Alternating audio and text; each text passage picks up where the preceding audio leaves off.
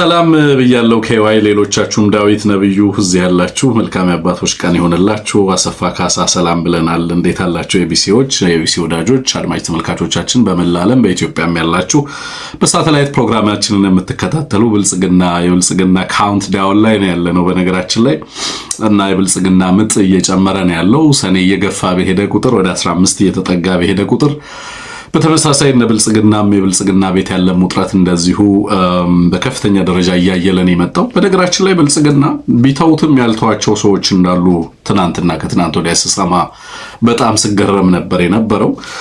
ብልጽግናን ትተው የወጡ በዚህ በለውጥ ሂደት ውስጥ የራሳቸውን ሚና የተጫወቱ ኢትዮጵያውያን የምናውቃቸው በወቅቱ በነበረው እንግዲህ ለውጥ ተብሎ በሚታወቀው ሂደት ውስጥ በጎ ሚና ከነበራቸው ሰዎች ሁለቱ በተለይ በዋናነት በውጭ ሀገር ይገኛሉ አይደለም? አቶ ገዱ አንዳርጋቸውና አቶ ለማ መገርሳ ናቸው። ሁለቱ እንግዲህ በለውጥ ሂደት ውስጥ አንደኛው ቲም ለማ እየተባለ እንደውም አብይ አህመድ was hiding under the shadow of በለማ መገርሳ ጥላ ስር ተደብቆ ነው አብይ አህመድ ወደ ስልጣን ማማ የመጣው። አብይ አህመድ የመጣበት መንገድ በጣም የሚያስገርም ነው። በነገራችን ላይ እኔ ሶስት ቡድኖች በኢትዮጵያ ሕዝብ ያልነገሩት ሚስጥር አለ ብዬ አስባለሁ። አንደኛው ብአዴን ያልነገረን በጣም በርካታ ነገር እንዳለ ይሰማኛል።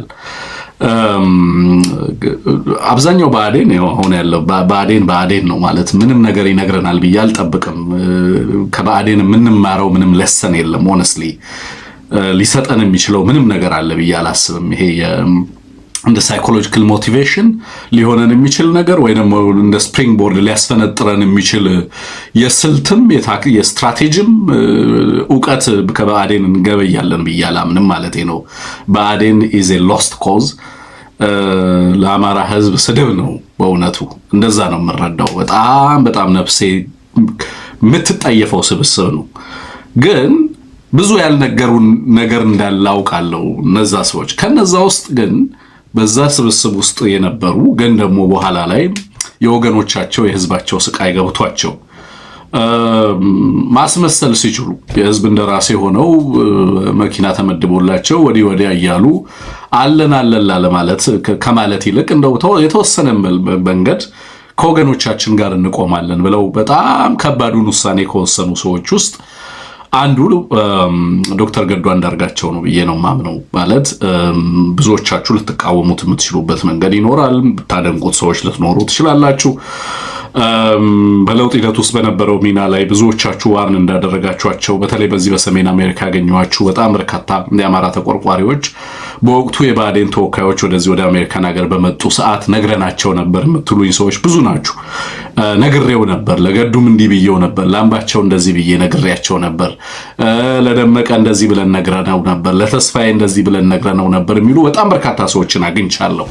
ይሄ እንደሚሆን ይሄ ሊከሰት እንደሚችል አስቀድመን ተገንዝበን ግዴላችሁም እመኑን፣ ይሄ ለውጥ የሚቀለበስ አይደለም፣ የህዝባችንን ሰላምና ደህንነት ያረጋግጣል፣ የአማራ ህዝብ ዳግም በማንነቱ አይጠቃም እያሉ ቃል ገብተውልን ነበረ። ግን ደግሞ ያው የፈራነው ደርሶ ዛሬ ህዝባችን በእንደዚህ አይነት አሰቃቂ እልቂት ውስጥ በእንደዚህ አይነት ፍጅት ውስጥ እንዲገባ አደረጉ እያልን በጣም በርካታ ሰዎች ቅሬታቸውን ሲያነሱ ያለው አንዳንዶቹ መቼም ከብአዴን እንደው መጥቶ ከብአዴን ውስጥ የወጣ ሰው ዛሬ በአማራ ትግል ውስጥና የትግል ሰልፍ ውስጥ ልሰለፍ ራሱ ቢል ድጋሚ የምንሰጠው እምነት የለም የሚል በጣም ከረር ያለ አቋም ሰው እስከ መያዝ ድረስ የሄደበት ትልቁ ምክንያት የሚመስለኝ በዛ ሂደት ውስጥ የአማራ ህዝብ ለዚህ ስብስብና ቡድን ሰጥቶት የነበረው እምነትና ቡድኑ ደግሞ እንዲህ አይነት ኦፖርቹኒቲዎችን ወይንም እንደዚህ አይነት የለውጥ ሂደቶችን እንዴት መምራት እንዳለበት አለመገንዘቡና በእርግጥም ስልጣን ምን እንደሆነ በትክክል አለመገንዘቡም ጭምር ይመስለኛል። በኋላ ላይ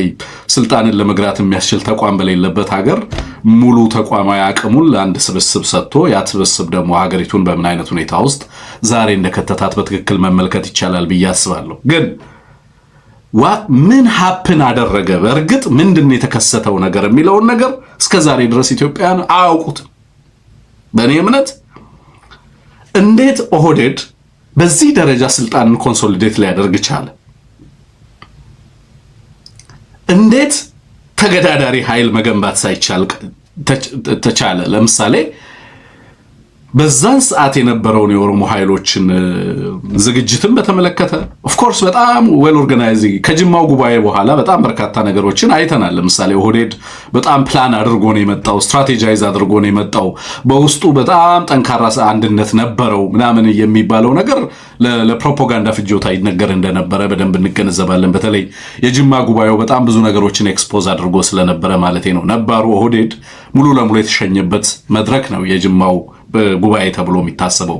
ኦልሞስት ከ80-90% የሚሆነው የኦህዴድ ኃይሉና ነባር አመራር ተብሎ የሚታሰበው ከወያኔ ጋር ጥብቅ ቁርኝት አላቸው ተብለው በኦህዴድ በተለይ በእነ አብይ አህመድ እና በእነ ሽመልስ አብዲሳ ሰርክል ይጠረጠሩ የነበሩት አብዛኞቹ ተመተው ለነለማ መገርሳም አቅም ይሆናሉ የተባሉት ሰዎች በብዛት የተሰናበቱበት ጉባኤ የጅማው ጉባኤ ተብሎ የሚጠቀሰው ነው። ምናልባት በነለማ መገርሳ ላይ መፈንቅለ መንግስት የተደረገበት ጉባኤ ተብሎ ሊታሰብ የሚችለው ጅማ ላይ የተደረገው ጉባኤ ነው ብዬ ነው የማስበው። አሁን እየወጡ ያሉ አንዳንድ መረጃዎችን በትክክል ያንን ያመለክታሉ ብዬ አስባለሁ። ግን ኦህዴድ ራሱን ወደ ኦዴፓ ሲቀይር፣ ብአዴን ራሱን ወደ አዴፓ ሲቀይር፣ በእነዚህ ሂደቶች ውስጥ ብአዴን ለምን ኦህዴድን ተከትሎ ራሱን ወደ አዴፓ እንደቀየረ፣ አብይ አህመድ ጠቅላይ ሚኒስትር እንዲሆን ብአዴን የተጫወተው ሚና እና አብይ አህመድ እነ ለማ መገርሳንን በማባረር ሂደት ውስጥም ሆነ በሚፈልጉት መንገድ ስልጣንን በመቆጣጠር ሂደት ውስጥ ብአዴን የነበረው ሚና ብዙ ያልተነገረን ነገር እንዳለ እረዳለሁ። ሌላው አልተነገረንም በትክክል አናውቀውም ብዬ የማስባቸው ነገሮች አንደኛው የህወሓት አመራሮች ወደ መቀሌ የሄዱበት ሂደት ዛሬም ለኢትዮጵያ ህዝብ ግልጽ አይደለም። ማለት በእርግጥ በቄሮ ንቅናቄ ነው ወይ ኦህዴድ እንደሚለው ወይንም በፋኖና በተለያዩ አካባቢዎች ባሉ ህዝባዊ ቢተኝነቶች ብቻ ነው ወይ ህወሓት ወደ መቀሌ ሄደው ወይስ ሌላ የውጭ ሀገር ጣልቃ ገብነት ነበር? ከጀርባ እነዚህ ኃይሎች አዲስ አበባ ለቀው በአስቸኳይ ወደ መቀሌ እንዲሄዱ ጫና ያደርግባቸው የነበረ ሌላ ኃይል ነበር የሚለው ጥያቄ ዛሬም ድረስ የተመለሰ አይደለም። ለምሳሌ ጀነራል ሳሞራ የኑስ ለምን ስልጣን አስረከበ? እንዲህ በጡረታ እንዲሰናበት ያደረገው ማን ነው? የደህንነት ኃላፊው በወቅቱ የክብር አሸናነት አልተደረገለትም፣ ግን አዲስ አበባን ጥሎ ለመሄድ የተገደደበት ምክንያት እሱስ ምንድን ነው? መዋቅሩ ነበራቸው፣ አቅሙ ነበራቸው፣ ግን ለምንድን ነው እነዚህን ነገሮች እንዲያደርጉ ያስገደዳቸው አካል ማን ነው? በእርግጥ የኢትዮጵያ ህዝብ በሚያደርገው ትግል እና ያንን ትግል ተከትሎ የመጣ ከፍተኛ ፖለቲካዊ ጫና ነው ወይ ህወሓትን ሙሉ ለሙሉ ስልጣኑን ለአዲስ አበባ አባንደን አድርጎ ወደ መቀሌ እንዲሸሽ ያደረገው? ከዛ በኋላ በጦርነት ዝግጅት አድርጎ ድጋሚ ከዛ ከገባ በኋላ ሐሳቡን እንዲቀይርና ትግል ማድረግ እንዲነሳሳ ያደረገው የገፋፋውስ ምክንያት ምንድን ነው? በኦህዴዶች ውስጥ በነበረ ሂደት ውስጥ ኦህዴድ ሙሉ ለሙሉ ስልጣኑን እንዲቆጣጠር በማድረግ ረገድ ውስጥ ብአዴን የነበረው ሚና ምንድን ነው? ለብአዴን ይነገሩ የነበሩ ኦህዴድን በተመለከተና የኦህዴድ አመራሮችን በተመለከተ በርካታ ማሳካሮች ይፈጸሙ የነበሩት ቡራዩን ጨምሮ በተለያየ ቦታ ላይ ይፈጸሙ የነበሩ እልቂቶችን በተመለከተ እነዛ እልቂቶችና እልቂቶቹን በተመለከተና የምርመራ ውጤቱንም በተመለከተ ለምሳሌ ጋሞ ተወላጆችን እና ሌሎች የአማራ ተወላጆችን አዲስ አበባ ዙሪያ ላይ ደርሶ የነበሩ ፍጅቶች በተደጋጋሚ ይፈጸሙ የነበሩ ማለት ነው። ከነዚህ ጀርባ የነበሩ አካላትን በማጋለጥ ረገድ ውስጥ በእነዚህ ውስጥ የነበረው የብአዴንስ ሚና ምን ነበር? እርግጥ እና አብይ አህመድ እነ ደመላሽ ብቻ ነበሩ ወይ እነዛን ፍጅቶች እየፈጸሙ በለማ መገርሳ ላይ ያሳብቡ የነበረው የሚለውን ነገርና መሰል ጉዳዮችን በስፋት እንዳልተነገረን እንረዳለው ማለት ነው። በጣም በርካታ ያልሰማናቸው ያልተነገሩን ብዙ ተደፋፍነው ተሸፋፍነው ግን ብዙ ልንማርባቸው የሚገቡ በተለይ በቀጣይ በኢትዮጵያ ውስጥ በሚኖሩ ሽግግሮችና ለውጦች ላይ ዳግም ስህተት እንዳይፈጸም በማድረግ ረገድ ብዙ ትምህርት ልንወስድባቸው የሚገቡ ግን ደግሞ ዛሬም ድረስ በጥልቀት እየተነገሩን ያልሆኑ በጣም ሽረፍራፊ መረጃ ብቻ ያለን ጥቂት ጉዳዮች በርካታ ጉዳዮች እንዳሉ እረዳለሁ ማለት ነው። አሁንም ስቲል እኔ ካውንት ማደርገው ለምሳሌ አሁን እናቶ ለማ መገርሳ ለምንድን ነው እስከዛሬ ድረስ ወደ አደባባይ በይፋ መውጣት ያልቻሉት የሚለው ነገር በጣም በኢትዮጵያ ውስጥ በሚመጣው ለውጥም አሁን እየተደረገ ባለው ትግል ላይ ያለውን ተጽዕኖ የተገነዘቡት መስሎ አይሰማኝም። ለማ መገርሳ አስታውሳለሁ ራሱን ዲፌንድ ለማድረግ በአደባባይ ወጣባቸውን ጊዜዎች አስታውሳለሁ። ከእያንዳንዱ ማሳካር ጀርባ እሱ ነው ያለው የሚል ለምሳሌ ለሶማሌ አመራሮች እና አብይ አህመድ ቃል በቃል እዛ ያለው ያረጋገጥኳቸውን ነገሮች ነው የምነግራችሁ። ሞያሌ ላይ በሶማሌና በኦሮሞ ህዝብ መካከል ውጊያ እንዲፈጠር ተደርጎ በቀጥታ ጦሩን አዞ በሶማሌዎች ላይ ጥቃት እንዲፈጸም እያደረገ ያለው ለማ መገርሳ ነው እያለ አብይ አህመድ ከአዲስ አበባ እየደወለ ለክልሉ መንግስት ይናገር ነበር። ይሄንን ፍጅት የሚፈጽመው ለማ ነው፣ አስቸገረኝ፣ ምን ላድርግ፣ ምን አድርግ ትሉኛላችሁ፣ ይሄ ሰውዬ እስካልተነቀለ ድረስ ኢትዮጵያ ሰላም አታገኝም እያለ ለክልል ባለስልጣናት ይደውል ነበር። ሌሎች ክልሎች ላይ ጦርነት እየተደረገ ለክልሎቹ ባለስልጣን እየደወለ ይሄው ለባዕዴኖች እየደወለ አልነገሩንም። ባዕዴኖች ምለው እዚህ ጋር ለባዕዴኖች አብይ አህመድ እየደወለ ከእያንዳንዱ ፍጅት ጀርባ ለማ መገርሳ እንዳለበት ለባዕዴኖች ይነግራቸው ነበር። ስለዚህ ለማ በጣም አደገኛ ሰው ነው። ለማ ኢትዮጵያ ገባሽ ማለት ኢትዮጵያ ያበቃላታል እያለ ባዕዴን ለራሱ ሰርክል ይናገር ነበር። ባዕዴን የዚህ መረጃ ምንጩ ዋነኛ ሶርሱ የነበረው ደግሞ አብይ አህመድ ነበር የነበረው። ከእያንዳንዱ እልቂት ጀርባ መረጃ ለባዕዴን እያሾለከ ይልክ ነበር አብይ አህመድ። ይሄው አማራን ለማጥፋት እየሰራ ነው፣ ይሄ እኮ ነምበር 1 ሸኔ ነው፣ ይሄ እኮ ማለት እያለ ለማ መገርሳን በቀጥታ በጣም በርካታ ስለለማ እንሰማቸው የነበሩ ነገሮች በራሱ አብይ አህመድ ኢንክሉዲንግ የጤናውን ሁኔታ እንሰማ የነበረው በእነ አብይ አህመድ በሚነገር ባዕዴን በሚያራግባቸው በባዕዴን ምክንያቱም ባዕዴን በከፍተኛ ደረጃ አብይ አህመድን አምኖ ተቀብሎ ከጀርባ ያሉትን ሌሎች የኦህዴድ ባለስልጣናትን ደግሞ በከፍተኛ ስጋትነት ይመለከት እንደነበረ መገንዘብ ይቻላል። ኦህዴድን ለመምታት ባዕዴንን ይጠቀም ነበር አብይ አህመድ። ህወሓትን ለመምታት ባዕዴንን ይጠቀም ነበር፣ ኦህዴድን ይጠቀም ነበር። ባዕዴንን ለመምታት ኦህዴድንና ሌሎች ኃይሎችን ይጠቀም ነበር። በእንደዚህ አይነት መንገድ አንደኛውን በአንደኛው እያጠፋ ሌላኛው በሌላኛው ላይ እያስነሳ አሁን የደረሰበት ቦታ ላይ እንዲደርስ እንዳደረገው በግልጽ መመልከት ትችላላችሁ። ግን ኢትዮጵያ ውስጥ ቀጣይ ለውጥ ይመጣል። ፕሮፌሰር መስፍንም ከዚህ በፊት ተደጋጋሚ ሌሎችም የኢትዮጵያ ምሁራን ኢትዮጵያ ውስጥ ለውጥ ማምጣት ሳይሆን ከባዱ ችግር ለውጥን በመምራት ረገድና ኢትዮጵያውያን የሚፈልጉትን የጋራ ስርዓት በማንበር ረገድ ያለውን ችግር በተደጋጋሚ የኢትዮጵያ የፖለቲካ ስብራት አካል አድርገው ሲያነሱ ትመለከታለሁ። ኢትዮጵያውያን ስርዓት ለውጥ ያደርጋሉ፣ በተለያየ መንገድ የስርዓት ለውጥ ያመጣሉ። ግን ደግሞ የሚመጣውን ስርዓት ደግሞ ዘመነ ፖለቲካ ኤክሰርሳይዝ የሚያደርጉበት ሳይሆን የዜሮ ድምር ፖለቲካ ጨዋታ በዋናነት በሀገሪቱ ውስጥ የፖለቲካ ባህል ሆኖ አሁንም ከአንድ ጦርነት ወደ ሌላ ጦርነት ሀገሪቱ ሽግግር የምታደርግበት ቂም በቀል የሚተላለፍበትና የሚታጨድበት እንዲሆን የሚደረግበት ሂደት እንዳለ እንመለከታለን ማለት ነው። ትላንት የመጣንባቸው ሂደቶች ዛሬ ላይ በምናደርጋቸው የፖለቲካ እንቅስቃሴዎችና ግንኙነቶቻችንም ላይ ከፍተኛ ተጽዕኖ ፈጥረው እንመለከታለን። ዛሬ ለምሳሌ ትብብር ትልቁ ስጋት ተደርጎ በህወሓት እና በአማራ ኃይሎች መካከል፣ በአማራ ኃይሎችና በኦላ ኃይሎች መካከል፣ በኦላና በአፋር ኃይሎች መካከል፣ በአፋርና በሶማሌ ኃይሎች መካከል የሚደረጉ ትብብሮች በየዕለቱ 9 ጊዜ መማማልን የሚጠይቁ እየሆኑ የመጡበት ትልቁ ምክንያት የመጣንባቸው ሂደቶች አብዛኞቹ ሀገርንም ድርጅቶቹንም ተሸናፊ እያደረጉ የመጡ በመሆናቸው የኢትዮጵያን ሕዝብ ዘላቂነት ሰላሙንና ለሰላም ዋስትናን የሰጡ አለመሆናቸው እነዚህ ፖለቲካዊ ስብራቶች አብዛኛው የዜሮ ድምር ጨዋታ ትሬቸረስ ፖለቲካ ውስጥ ኢትዮጵያ ተቀርቅራ እንድትቆይ ያደረገ ሆኖ በየዓመቱ በየ6 ዓመቱ በየ13 ዓመቱ ደም አፋሳሽ ጦርነቶች በሀገሪቱ ላይ እንዲቀሰቀሱ ምክንያት እየሆነ ዛሬም ላለመተማመን ትልቅ ምክንያት ሆኖ ትመለከቱታላችሁ ማለት ነው። የነዚህ ሰዎች እናቶ ገዱ እናቶ ለማም በዚህ ሂደት ውስጥ በተለይ በለውጥ ሂደት ውስጥ that what I really wanted to learn በለውጥ ሂደቱ ወቅት ያንን ለውጥ ለማስፈን በተደረጉ ጥረቶችና በሂደቶች ውስጥ ያጋጠሙ ፈተናዎች ምን ነበሩ? ምን ነበር የከበደው? እንዴት ስልጣንንም ያህል ነገር ሀገርንና ህዝብን ሊያጠፋ የሚችል ነገር ያለ ምንም ቼክ ኤንድ ባላንስ ለአብይ አህመድ ተሰጠውን? እንዴት ብልጽግና የሚባለው ፓርቲ ሲዋቀር ሙሉ ለሙሉ አብይ አህመድ በብቸኝነት ፓወሩን ኮንሶሊዴት እንዲያደርግና በራሱ እጅ ጠቅልሎ ስልጣኑን እንዲይዝ ያስቻሉ ሁኔታዎች እንዲፈጠሩ ምክንያት ሆኑ? ምንድነው ያልነገራችሁን ነገር? ብዙ ማወቅ የሚገባን በቀጣይ ሂደት ልንማርባቸው ልናስተካክላቸው የሚገቡ በጣም በርካታ ጉዳዮች እንዳሉ ስለምረዳ ከዚህ ጋር ሁለት ቡድኖች በተለይ ሶስቱም በኦህዴድ በኩል ከአብይ አህመድ ያፈናቀላቸው ወይንም ዲስፕለስ ያደረጋቸው ነባር የኦህዴድ አባላት በሌላ በኩል የብአዴን አባላት ግን ደግሞ የአብይ አህመድ አካሄድ ዘግይቶም ቢሆን ገብቷቸው ዛሬ ከኢትዮጵያ ሕዝብ ጋር አብረን እንሰለፋለን ያሉ ኃይሎችም ቢሆኑ ዛሬ በቁም እስር ያሉትም ጨምሮ እነ ንጉሱ ጥላሁን እነ ደመቀ መኮንን በእኔ እምነት በቁም እስር ላይ እንዳሉ ነው የምገነዘበው።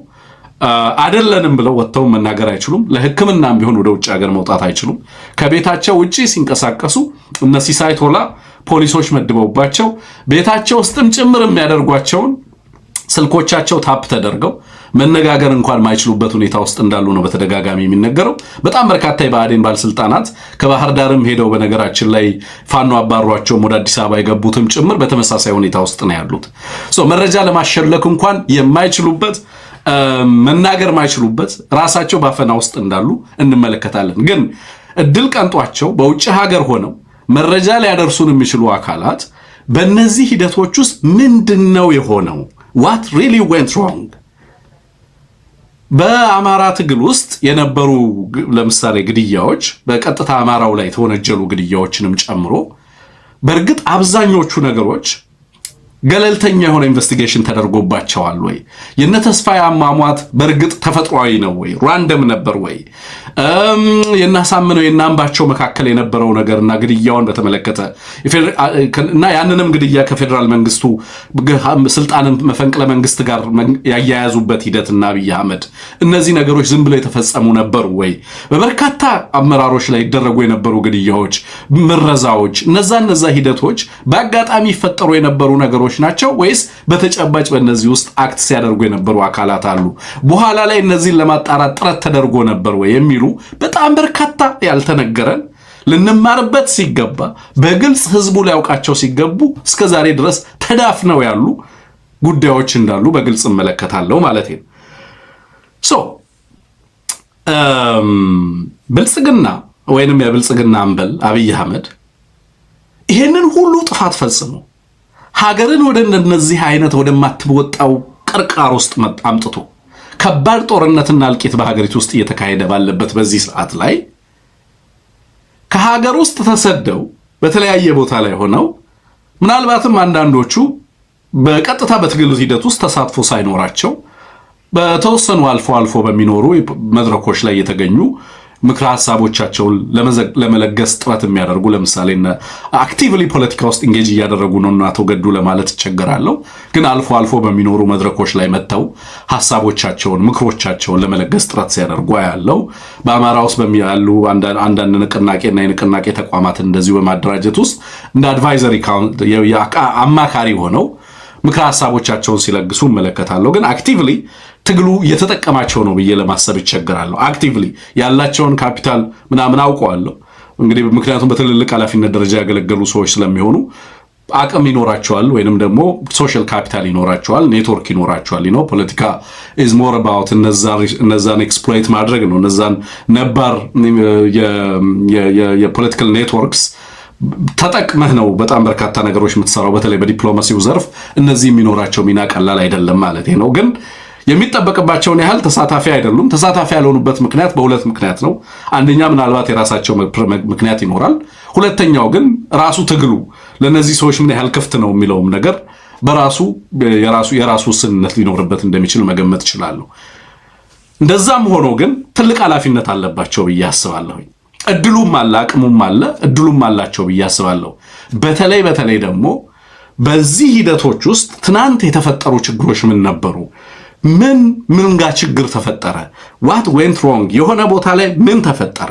እንዴት አብይ አህመድ እጅ ይሄ ሁሉ ነገር በአብይ አህመድ ቁጥጥር ይሄ ሁሉ ስልጣን በዚህ ግለሰብ እጅ ውስጥ ሊገባ ቻለ የሚለውን ነገር በመናገር ረገድ ስቲል ውስንነቶች እንዳሉ እመለከታለሁ። ግን በዚህ አይነት ሁኔታ ውስጥም ሆነው መለስተኛ የሚባል ተሳትፎ ወይንም አልፎ ሚዲያ ላይ ቀርበው ከሚያደርጓቸው ምክረ ሐሳቦች በመድረኮች ላይ ተገኝተው ከሚሰጡት ምክረ ሐሳብ ባሻገር ንቁ ተሳትፎ በማያደርጉበትም ሁኔታ ግን አብይ አህመድ አልተዋቸው። ትላንትናና ከትላንት ወዲያ ይመስለኛል አንድ ለማ መገርሳን አስመልክቶ ዶክተር ሚኬሳን ፕሮግራም ሰርቶ ተመልክቻለሁ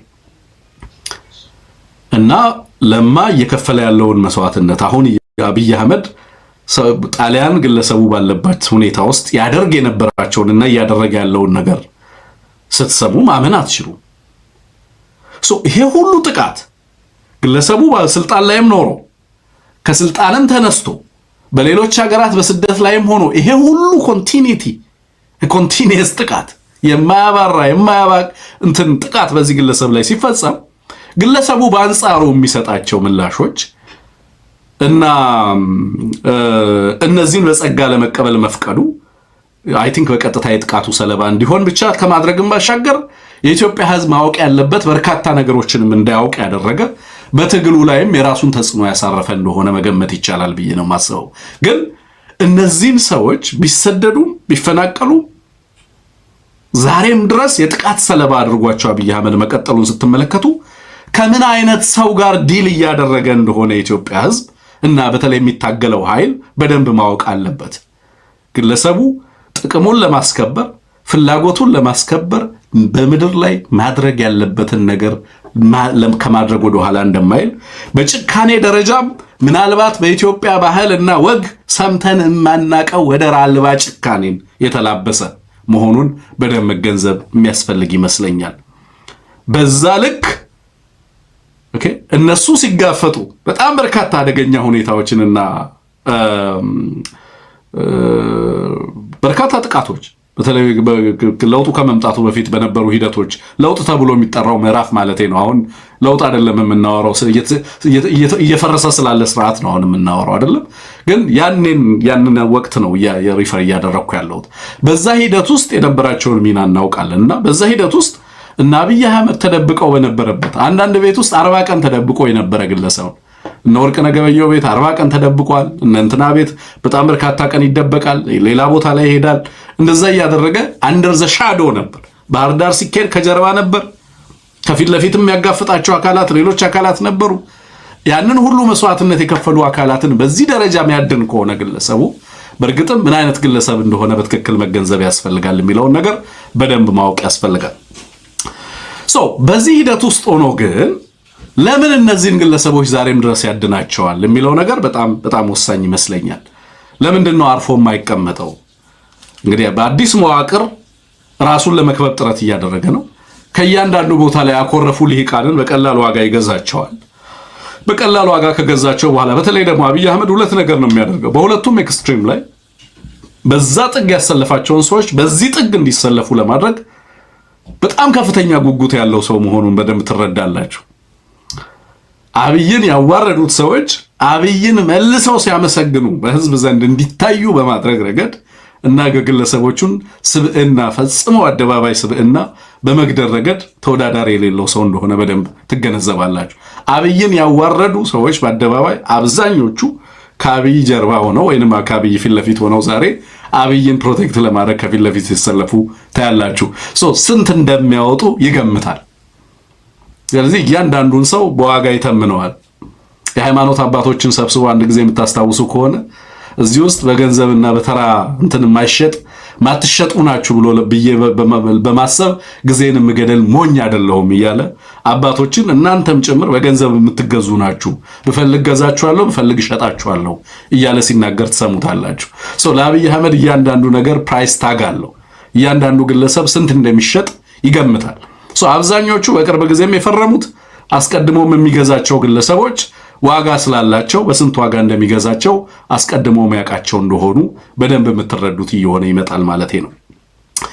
ኤኒዌይ እነዚህ ግለሰቦች ስርዓቱን ተጠይፈው ስርዓቱን ጥለው በተለያዩ ሀገራት ላይ ቢኖሩ አብይ አህመድ አልተዋቸውም እና አልተዋቸውም ብቻ ሳይሆን ተከድቻለሁ ልከዳ ነው እያለ በየዕለቱ መዋቅሩን እና የጸጥታ መዋቅሩንም በዙሪያው ላይ በሱ በአብይ አህመድ ኢነር ሰርክልና ኮር ዙሪያ የሚሰበስባቸውንም ግለሰቦች በየዕለቱ እንደ ቂጣ ሲገለባብጥ ትመለከቱታላችሁ። በተለይ አሁን ያለበት ወቅት ከባድ የፓኒክ ውስጥ አብይ አህመድን የሚከት ከባድ ስጋት ውስጥ እንዲገባ የሚያደርግ ወቅት ላይ ስለሆነ በዙሪያው ላይ የሚከባቸው ሰዎችን በከፍተኛ ጥርጣሬ የሚመለከታቸው እንደሆነ በግልጽ ትመለከታላችሁ። በሚቀጥሉት 3 ወራቶች ውስጥ አብይ በዙሪያው ከሚከባቸው ሰዎች ውስጥ በብዛት በስጋትነት ደረጃ ያስቀመጣቸው ራሳቸው የኦሮሞ ልሂቃንን አብይ አህመድ በቀጣይ በዙሪያው ላይ በመሰብሰብ ጥበቃ እንዲያደርጉለት ሊያከማቻቸው የሚፈልጋቸው ኃይሎች ተናጥላዊ ፍላጎቶቻቸውን አድሬስ ሊያደርጋቸው የሚፈልግላቸው የአማራ ልሂቃንና በተወሰነ መንገድ ደግሞ የደቡብ ልሂቃን በዙሪያው ላይ እንዲመጡና ይበልጥ ኢትዮጵያን በማሸጋገር ረገድ አብረውት እንዲቆሙ በተለይ ደግሞ በቅርብ ጊዜያቶች ውስጥ በዚህ በብሔራዊ ምክክር ኮሚሽን ተብሎ በታቀደው ይሄ የናሽናል ዲያሎግ ኮሚሽን እያለ ራሱን በሚጠራው ስብስብ በሚመጣው ሪኮሜንዴሽን በኩል ያንንም ታሳቢ አድርጎ ሊወስዳቸው ከሚችላቸው እርምጃዎች ጋር አብረውት እንዲቆሙ የሚፈልጋቸው ኃይሎች እነማን እንደሆኑ በግልጽ እየታየ እንደመጣ ትመለከታላችሁ። የለማ መገርሳና የጅማውን ጉባኤ የሚያስታውስ አሁንም በዙሪያው ላይ ያሉ የኦህዴድ ኃይሎችን በከፍተኛ ደረጃ በአደጋነትና በስጋትነት እየፈረጀ የመጣበት ወቅት ላይ ነው አሁን ያለው አብይ። ተከድቻለሁ፣ ኦህዴድ አሳልፎ ይሰጠኛል፣ በኦህዴድ ስብስብ ውስጥ ያሉ ልጆች ከዚህ በኋላ ሊያስቀጥሉኝ የሚችሉበት ሁኔታ የለም። ቢካዝ አብዛኛውን አካባቢ እየተቆጣጠረ አይደለም ያለው። አብይ ከእጁ ያልጣላቸው ኢንስትሩመንቶች ሁለት ናቸው በዋናነት። አንደኛው በዙሪያው ላይ ያለው ኢነር ኮሩ ነው። ሁለተኛው ደግሞ በዲፕሎማሲው ዘርፍ በተለይ ደግሞ በቀጥታ ድጋፍ የሚያደርጉለት የተለያዩ አካላት አሉ።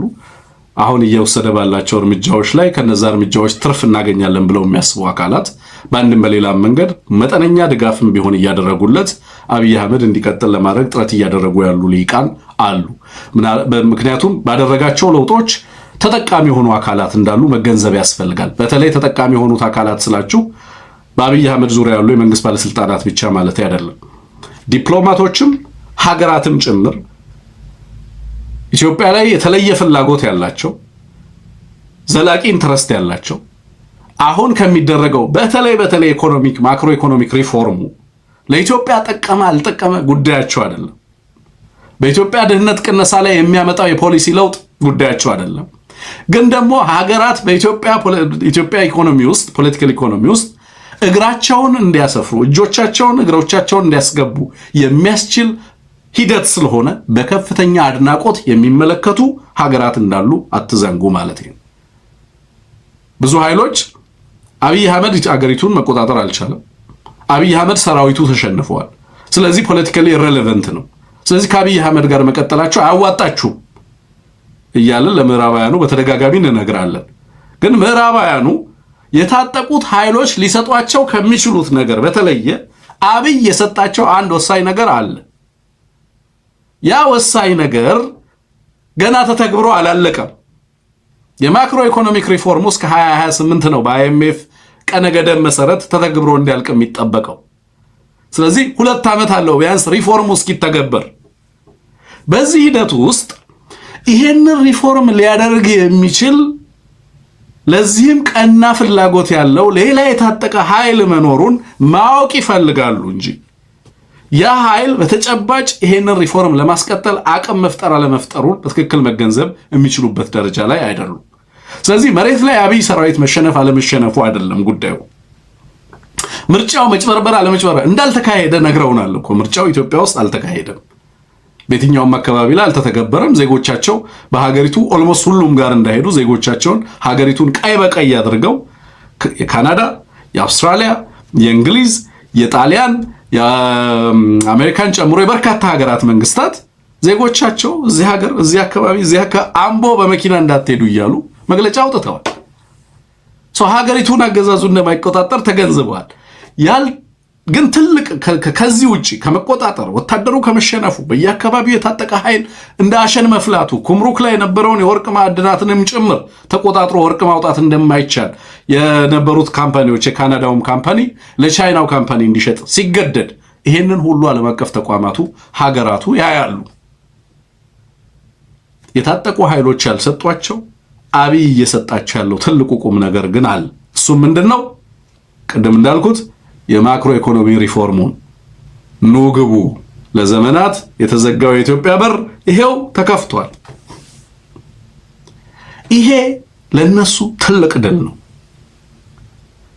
ትልቅ ድል በኢትዮጵያ ላይ ተጎናጽፈዋል። ቴንክስ ቱ አብይ ጦርነቱ ውስጥ ገባ። ጦርነቱ ዴስፕሬት አደረገው። ጦርነቱ አቅም አልባ አደረገው፣ ልፍስፍስ አደረገው፣ ጥገኛ አደረገው፣ ፕሮክሲ ሆነ፣ ጥገኛ ሆነ። እነሱ ከሌሉ መኖርም አይችል ሆነ። አሁን የኢትዮጵያ ህዝብ መረጠው አልመረጠው አብይ በኢትዮጵያ ህዝብ ምርጫ እንዳልመጣ ኢንክሉዲንግ አልተነገረንም እምላችሁ አብይ በኢትዮጵያ ህዝብ ተቃውሞ ነው የመጣው የሚለውም ነገር በነገራችን ላይ ዛሬ ላጠያያቂ ነው። አልነገሩንም እምለው እኔ ባዴኖችም ህዋቶችም ህዋት ወደ መቀሌ ሄደው በእርግጥ ኢትዮጵያ ውስጥ በነበረው ህዝባዊ ተቃውሞ ነው ወይ የሚለው ነገር እና የህዝባዊ ተቃውሞውን ልክ ስመለከተው ዛሬ ኢትዮጵያ ውስጥ የሚካሄዱትን ያህል ጦርነቶች አብይ አህመድ ባለበት ያለውን የህዝብ ተቃውሞ ያህል ህዋት አልገጠመው። ዛሬ ኢትዮጵያ ውስጥ የሚካሄደውን ጦርነት ያህል ህዋት አላስተናገደም። የለም እንደዚህ አይነት ጦርነት አልነበረም። የኢትዮጵያ ህዝብ ዛሬ የደረሰበት ምሬት ደረጃ ላይ አልደረሰም ህዋት በነበረ ጊዜ። ህዋት ላይ በጣም በርካታ ፍራስትሬሽን አለ፣ ቁጣ አለ። በጣም ህዝብ አንገሽግሾት ነበር የህዋት ስርዓት። በተለይ ግፉ፣ ኢንኢኳሊቲው፣ የተፈጠረው ክላስ ዊዝን ስቴት ለእያንዳንዱ ሰው መታየት በሚችል ደረጃ ስለነበረ አንገፍግፎት ነበር። ሌብነቱ ምኑ፣ በተለይ ደግሞ ፖስት መለስ ላይ ነበረው ሁኔታ። ስለዚህ በጣም ከፍተኛ ቅሬታ ነበር። ግን ጦርነቶች አልነበሩም። በዚህ ደረጃ ኢኮኖሚያዊ ቀውስ አልነበረም። በዚህ ደረጃ ኢንፍሌሽን አልነበረም። በዚህ ደረጃ ሰላም እጦት አልነበረም።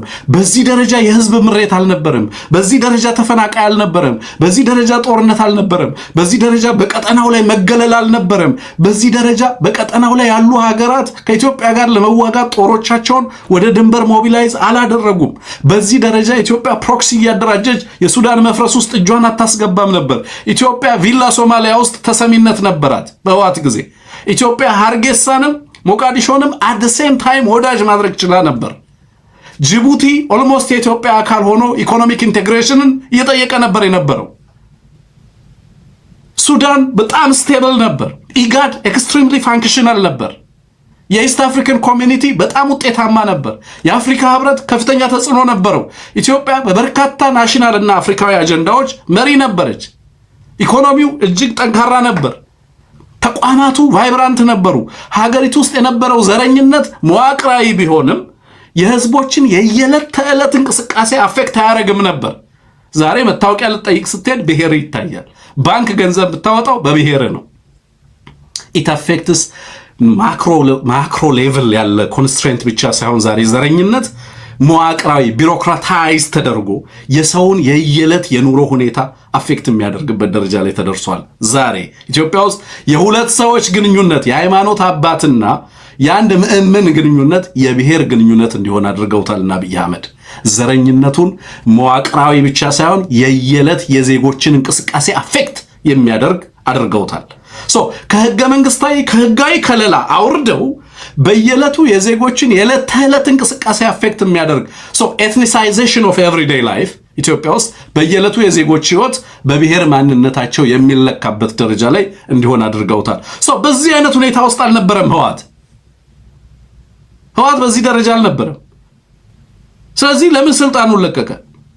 በዚህ ደረጃ ካልነበረ ማን ነበር ጫና ያደርግ የነበረው ከህወሓት ጀርባ? እዚህ ቄሮ ፍቃሬን እና እዚህ አካባቢ ዘርማና ፋኖ ምናምን አማራ ክልል ላይ በነበረው ተቃውሞ ብቻ ነው ህወሓት ወደ አዲስ አበባ ሄደው? ኖ አልተነገረንም የምለው ለዛ ነው። ለምንድን ነው ሳሞራ የኑስ ለምሳሌ በጡረታ ውጣ ሲባል ለምን ለቀቀ? ለምን ስልጣኑን እንዲያስረክብ ተደረገ? ለምን የደህንነት ተቋማቶቹ በአንድ ጊዜ ስልጣኖቻቸውን በዛ ፍጥነት እነ ደብረ ጽዮን ምናምን አመራሩ እንዳለ ተንጋግቶ ወደ መቀሌ የሄደበት ምክንያት ምንድን ነው?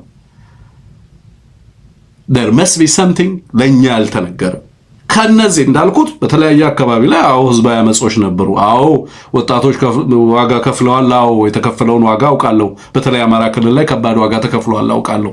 ጎንደርና ባህር ዳር፣ ወልዲያ በርካታ አካባቢዎች ላይ ግን ከነዚህ በላይ ሌሎች ያልተመለከትናቸው ያልተነገሩን ነገሮች አሉ። ቢያንስ ባዴኖች ሊነግሩን የሚገባ የነበረ ብዬ የማስበው እንዲህ አይነት ሁኔታዎችን ስልጣኑን ለምንድን ነው ለና አብይ አህመድ የሰጣችሁት? እንዴት ራሳችሁን ፕሮቴክት ልታደርጉ አስባችሁ ነው? ከዛ በኋላ ለነሱ ስልጣን ከሰጣችሁ በኋላ በምን መንገድ ራሳችሁንና ህዝባችሁን ከልቅት ለመታደግ ፈለጋችሁ? ህወሓትስ ስልጣኑን ለና አብይ አህመድ ሲሰጥ ምን ተስማምቶ ሰጠ? ማን ያደራደራቸው? ማን ያሸማገላቸው? ያቺ ኢህአዴግ 17 ቀን ምናምን ግምገማ ምናምን ብሎ ሽፈራው ሽጉጤ መጥቶ መግለጫ ይሰጠን ምናምን ኖ ከዛ በጀርባ በርካታ አክተሮች በርካታ ኢንትረስቶች አሉ። ሶ ናው ዶስ ኢንትረስትስ አር ሜት በአብይ አህመድ እነዛን ፍላጎቶች መልሷል። ስልጣን ላይ ሆኖ ጦርነት እያደረገ ከኢትዮጵያ ህዝብ ጋር ግን ደግሞ በርካታ ኃይሎች የሚፈልጓቸውን በተለይ ማክሮ ኢኮኖሚክ ሪፎርሙን እየተገበረ ነው ያለው። የኢትዮጵያን ህዝብ አስራበ ጉዳዩ አይደለም። የኢትዮጵያን ህዝብ በኢንፍሌሽን አመሰው የራሱ ጉዳይ ነው። የኢትዮጵያ ዘላቂ ጥቅም ተከብሯል አልተከበረም የራሱ ጉዳይ ነው። አዝሎንገዝ አብይ ስልጣን ላይ እስከቀጠለ ድረስ ግድቡም ለሽያጭ ይቀርባል። ኦልሬዲ ቀርቧል። የኢትዮጵያ ዘላቂ ጥቅም የሚባል ነገር የለም። ትላንትና ጌዲዮን ጢሞቴዎስ ቻተም ሃውስ ላይ ሄዶ ያወራው ምንድነው? ሶቨርኒቲ ሉዓላዊነት ቤዝ ያደረገ የውጭ ጉዳይ ግንኙነቶቻችንን ሰርዘናል። ምን ቤዝ አድርገነዋል አለ? ልማት ቤዝ አድርገነዋል። ስለዚህ የኢትዮጵያ ሉዓላዊ ግዛት ነው፣ የኢትዮጵያ ሉዓላዊ ሀብት ነው የሚባል ነገር የለም። ትራንዛክሽናል ነው። ለንግድ እስከጠቀመ ድረስ እንሸጠዋለን። ያንን ያወራው ቻታም ሃውስ ላይ ሄዱ። ሶ አብይ አህመድ በወታደር ቢሸነፍ፣ ፖለቲካሊ ቢሸነፍ፣ ዲፕሎማቲካሊ ቢገለል አብይ አህመድን የሚታገሉ ኃይሎች ይሄንን ኢንተርናሽናል ኮንቴክስት አሸንፈውታል ወይ ነው ጥያቄ። ማክሮ ኢኮኖሚክ ሪፎርሙ ላይ ያለ አቋም ወሳኝ ነው ከሌሎች ሀገሮች ጋር ለመስራት። ማክሮ ኢኮኖሚክ ሪፎርሙ አህመድ ሽዴ በተደጋጋሚ እየወጣ ምንድነው የሚለው? ኢሪቨርሰብል ነው ይላል። የማይቀለበስ ሪፎርም ነው ይላል። ለምንድን ነው የሚለው? ዋስትና እየሰጠ ነው፣ መተማመኛ እየሰጠ ነው። ስለዚህ እኛ እስካለን ድረስ ሪፎርሙ አይቀለበስም። ስለዚህ እኛን በስልጣን አስቀጥሉን እያለ ነው። አስቀጥሉን፣ በስልጣን እንድንቀጥል እርዱን እያለ ነው። እና ሪቨርሰብል ነው አይደለም። እንደምታውቁት የሀገሪቱ የብድር አቅም አለ።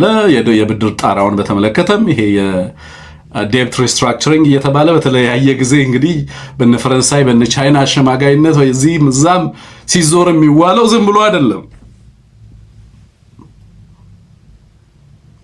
ቁልፉ ነገር የኢትዮጵያ ሕዝብ ምርጫ አይደለም ማለት ነው።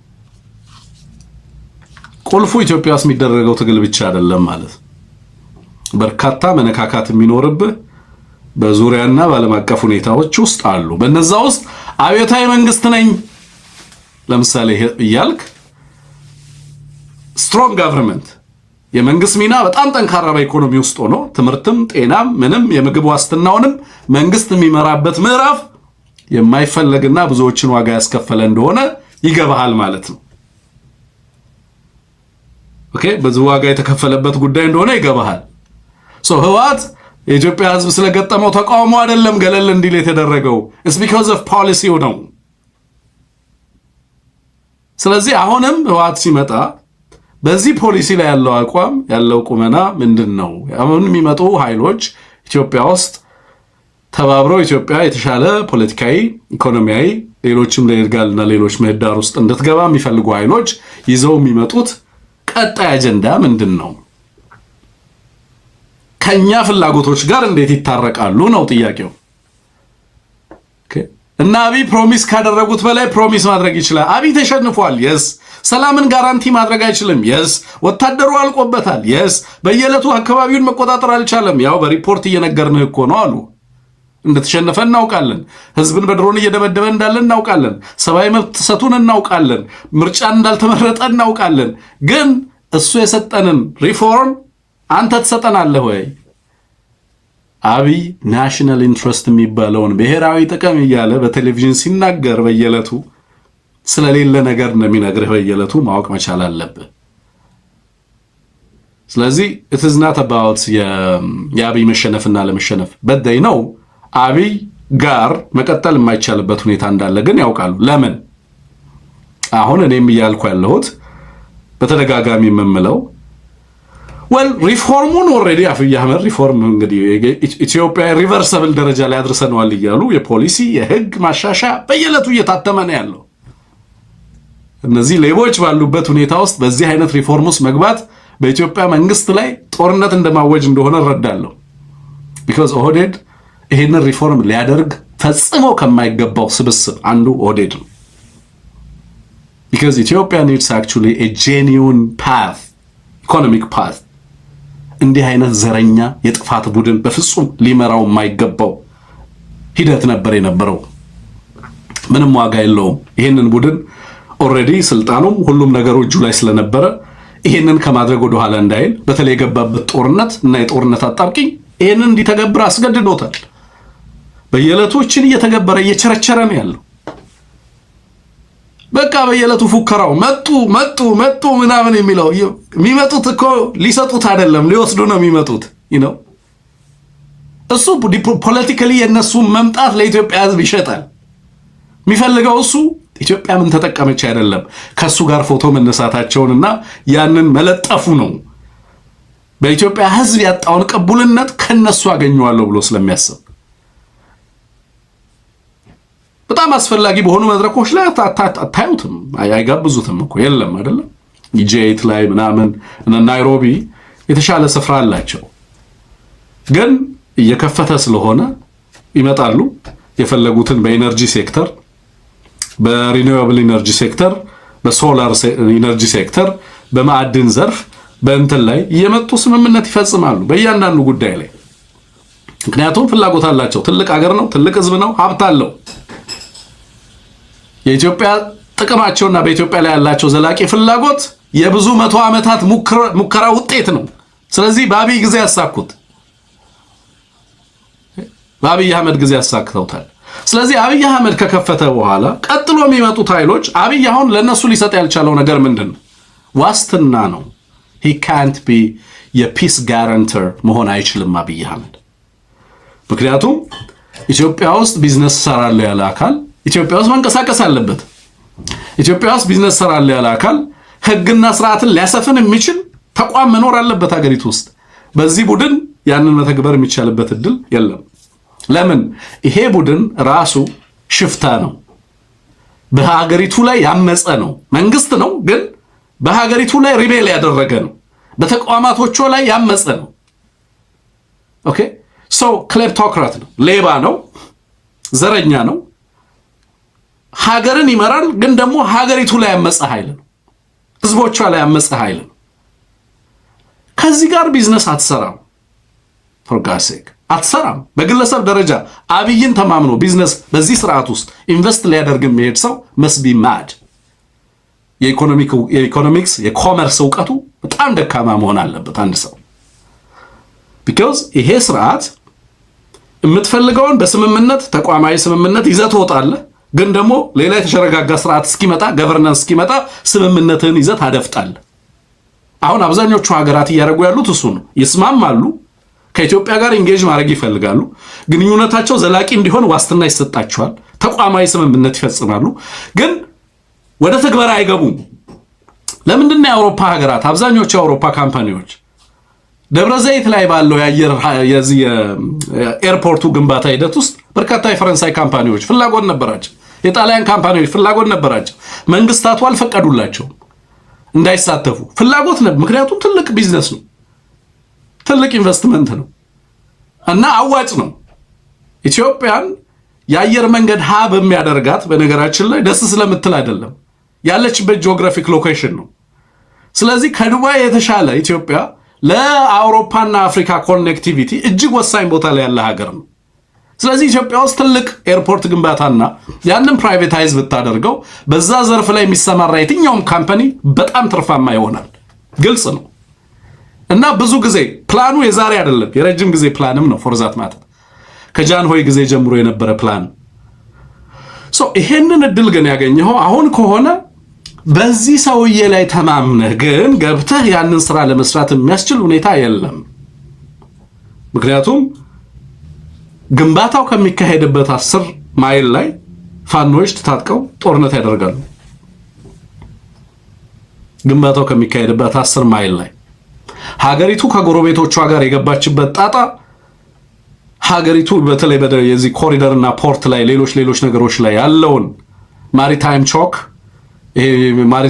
ፖይንት በከፍተኛ ደረጃ ተጋላጭ እንድትሆን ከሚሆኑ ሀገራት አንዷ እንድትሆን አድርጓታል።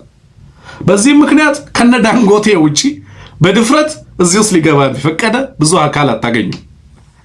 ፍላጎታቸው ግን የበርካታ ሀገራት ፍላጎት ግን ከፍተኛ። ስለዚህ ኢትዮጵያ ውስጥ የተረጋጋ ቀጣዩን ስርዓት ሊመራ የሚችል መንግስት ይፈልጋሉ። አብይ ሪፎርሙን እያደረገ ነው። ያልጨረሳቸው ነገሮች አሉ፣ እንዲጨርስ ይጠበቅበታል።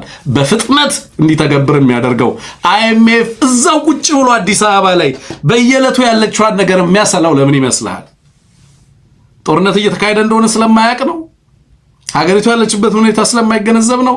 this is actually the right time አብይ አህመድን የፈለከውን ነገር ለማድረግ የሚያስችለው ጊዜ ላይ ነው ያሉት። ስለዚህ ትግበራውን ያደርጋል። ግን ደግሞ ዋስትናውን የሚሰጠውን መንግስት ግን ኒጎሼት ማድረግ ጀምረዋል። በኢትዮጵያ ውስጥ ሰላምን ሊያጸና የሚችል የኢትዮጵያውያንን የጋራ ፍቃድ ታሳቢ ያደረገ በኢትዮጵያ ውስጥ ሰላም፣ አስተማማኝ ደህንነትን ሊዘረጋ የሚችል ሁሉን አቀፍ መንግስት እንዲመጣ ይፈልጋል። ስለዚህ አብይ አህመድን ለማስቀጠል ኢንሴንቲቭ የለም። በፖሊሲ ሪፎርሙ እየቀጠለ ነው። ግድቡንም እየዘረዘረ ነው። ያለችውን ሪሶርስ እያመጣ ነው። ማዕቀብ ጣሉልኝ፣ እንትን በሉልኝ፣ እቺን አድርጉልኝ፣ እኔ እሰጣለሁ። የኢትዮጵያን ሀብት ለአብይ አህመድ ስልጣን ማስቀጠያ ማሳያዣ አድርጎ እየተጠቀመ ነው ያለው። የኔ ጉዳይ የኔ እንትን ምንድነው? እነዛ ሂደቶች ሄደው እዚህ ዳር እስከ ምርጫው ድረስ ያለውን የተወሰነ የተያዘበት የነበረውን ገንዘብም ምንም ለመልቀቅ ሙከራ ተደርጓል እስከ ምርጫው ድረስ። እሱም ሪፎርሙን እያደረገ ቢፈለገውን እየሰጠ እስከ ምርጫው ድረስ እንዲመጣ ሆኗል። ከዚህ በኋላ አብይን ለማስቀጠል የሚያስችል ኢንሴንቲቭ የለም። ለምን? የሚፈለገውን ሁሉ ሰጥቷል። ምን ቀረው? ያልሰጠው ምን አለ? ትዝ ይላችኋል፣ ዘለንስኪ እዚህ መጥቶ ነበር አሜሪካ ነገር ፕሬዚደንት ትራምፕን ሊያገኝ አንድ ጊዜ አይደለም? ምን አሉት ፕሬዚደንት ትራምፕ? you don't have the cards፣ ካርዱ የለህም አሉት። ትዝ ይላችኋል? you don't have the cards no I have the cards አለሱ። ካርድ አለኝ። አሁንም እንዴት እንደዚህ ይሉኛል? ካርድማ አለኝ፣ እምጥለው የምጫወተው አለኝ። so Abiy don't have the cards now። ኦኬ፣ መሬት ላይ ያሉት ካርዶቹ ምናምን ተበላልተዋል። ዛሬ ወለጋ ሰምታችኋል። ወለጋ ምን እየሆነ እንዳለ የፋኖችን ድል በወለጋ ሰምታችኋል። በነገራችን ላይ ፋኖች ድል ብቻ ሳይሆን በቅርብ ጊዜያቶች ውስጥ በጣም በርካታ ግንባሮችን ትሰማላችሁ። በሰበር ዜና እንዳልሰራው የግድ ድርጅቱ እና ድርጅቶቹ ማውጣት ስላለባቸው በርካታ እንትኖችን ኤቢሲን ሰብስክራይብ አድርጉ።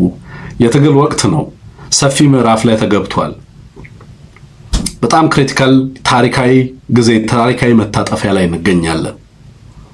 ስለዚህ የሀገር ውስጥ ሁኔታውና የቀጠና ሁኔታ ብቻ ሳይሆን ዓለም አቀፋዊ ሁኔታውንም ፈረቨረብል ማድረግ አለብን። ለምን? ለለውጥ አመቺ መሆን አለብን።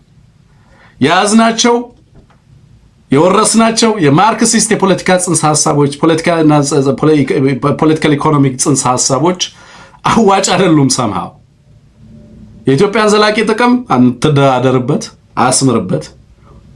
ግን ደግሞ የኢትዮጵያን ሕዝብ ሰላምና ደህንነት ልታረጋግጥ የምትችልበት የተሻለ ፖለቲካዊ ምህዳር ልትሳመጣ የምትችልበትን ምዕራፍ ታሳቢ ታደርጋለህ። በዚህም ዓለም አቀፋዊ ኮንቴክስቱ ሬዚጁዋል አይደለም።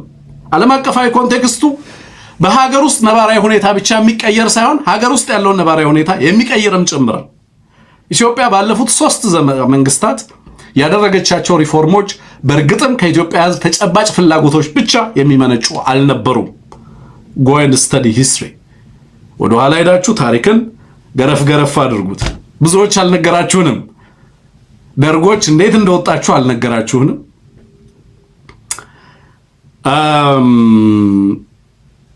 ዘውዳዊ ስርዓት እንዴት እንደወደቀ አልተነገረንም። ኢትዮጵያውያን የነገሩን ወታደሩ ስለነበረው ሚና ነው። የኢትዮጵያ ታሪክ ጸሐፊዎች በጣም ሻዶ ነው። ሻሎ ነው። ለኔ ጥልቀት ያለው ሐሳብ አይደለም። ደርግ እንዴት ወደ ስልጣን እንደመጣ ምናምን አሁን ላይ የገባኝ እሱ አይደለም። ደርግም ህወሓትም ስለተኮሱ ወደ ስልጣን አልመጡም። በርካታ ፋክተሮች አሉ። ቀጠናዊ፣ ዓለም አቀፋዊ በርካታ ሁኔታዎች አሉ። ኮሎኔል መንግስቱ ከሀገር የወጡት ወታደራዊ ሽንፈት ስላጋጠማቸው ነው። የስ ወታደራዊ እንትኑ እኮ ውጤት አለው፣ ምንም ጥያቄ የለውም። ግን የዓለምን ለውጦች የሚመራው እሱ አይደለም። እሱ ብቻ አይደለም፣ በርካታ ፋክተሮች አሉ ማለት ነው። ብዙ ጉዳዮች አሉ። የምታሸንፈው ብልጽግናን በጦር አውደ ግንባር ብቻ አይደለም፣ በእያንዳንዱ መስክ ልታሸንፈው ይገባል። እየተሸነፈ ነው በእያንዳንዱ መስክ ነው እያልኩ ያለሁት እኔ። ዓለም አቀፋዊ ሁኔታው ለውጥን የሚፈቅድ መሆን መቻል አለበት የምንለው ለዛ ነው። ያ እያንዳንዱ ዓለም አቀፋዊ ሁኔታ ያንን መፍቀድ አለበት የምንልበት ምክንያት ለዛ ነው። በዚህ ሂደት ውስጥ አብይ አህመድ ለምሳሌ በቅርቡ የነበረውን የቪዛ ሪስትሪክሽን በተመለከተ ቪዛ ሪስትሪክሽኑ is not what አብይ wanted። ብዙዎቻቸው አሁን ብልጽግናዎች ቪዛ ሪስትሪክሽኑ በጣም ትልቅ ነገር ነው ምናምን እያሉ ሲያሸበሽቡ አያለሁ። ኦኬ እና አንድ ጀዋር ጻፍ የተባለ ነገር ነው የሆኑ ሰዎች ስታወሩበት ሰምቻለሁ። እንትኑን ሰጥቶ ሳምባውን ሰጥተውት ኩላሊቱን ነጠቁት ምናምን የሚል ነገር ጽፏል ጀዋር የሚል ነገር ሰምቻለሁ። ሳምባ ነው እያስያዙት ያሉት ለአብይ አህመድ ነው። ቪዛ ሪስትሪክሽኑ የሚያመጣውን ተጽዕኖ ወታደራዊ፣ ፖለቲካዊና ዲፕሎማሲያዊ ተጽዕኖ በደንብ ኳንቲፋይ ማድረግ ያስፈልጋል። ምንድነው አብይ አህመድ ግን ሳክሪፋይ ያደረገው የትኛውን ካርዱን ነው? በጣም አስፈላጊው ነገር እሱ ነው። በቃ አሁን የአብይን ቀጣይ ሙቭና ይዞት የሚመጣውንም ካርድ በደንብ ማወቅ የሚቻልበት ደረጃ ላይ ተደርሷል።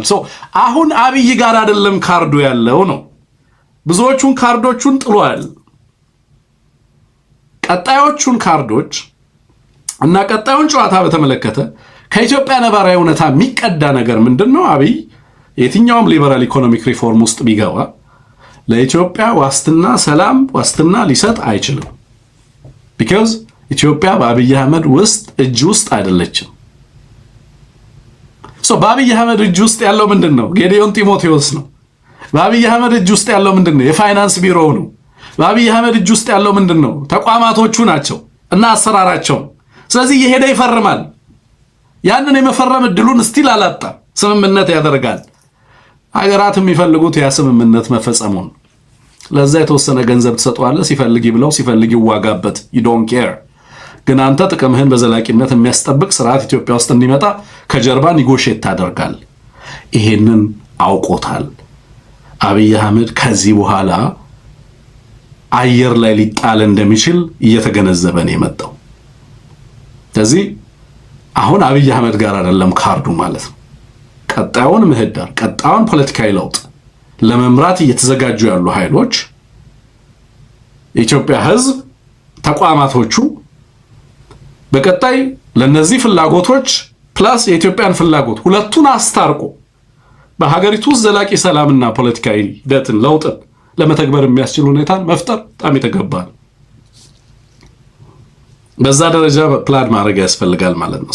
this is በጣም በርካታ ላቢንግ የሚሰራበት ጊዜ፣ ይሄ በጣም በርካታ ዲፕሎማሲያዊ ውጥረት ሊታይበት የሚገባ ጊዜ ነው። ይሄ ጊዜ ባይ ዘ ወይ ከባድ እንቅስቃሴ ከባድ ይሄ የኔጎሺዬሽንስ መደረግ ያለባቸው ጊዜ ነው።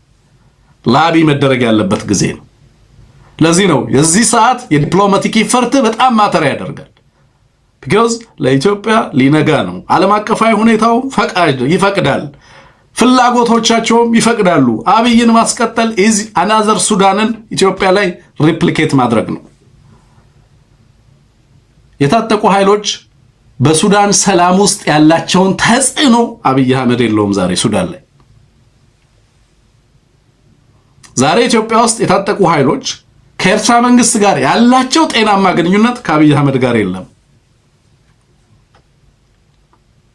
ሶማሊያ የታጠቁ ኃይሎች ጋር ይበልጥ መስራትን ትመኛለች ዛሬ ኢትዮጵያ ውስጥ ከአብይ አህመድ ይልቅ።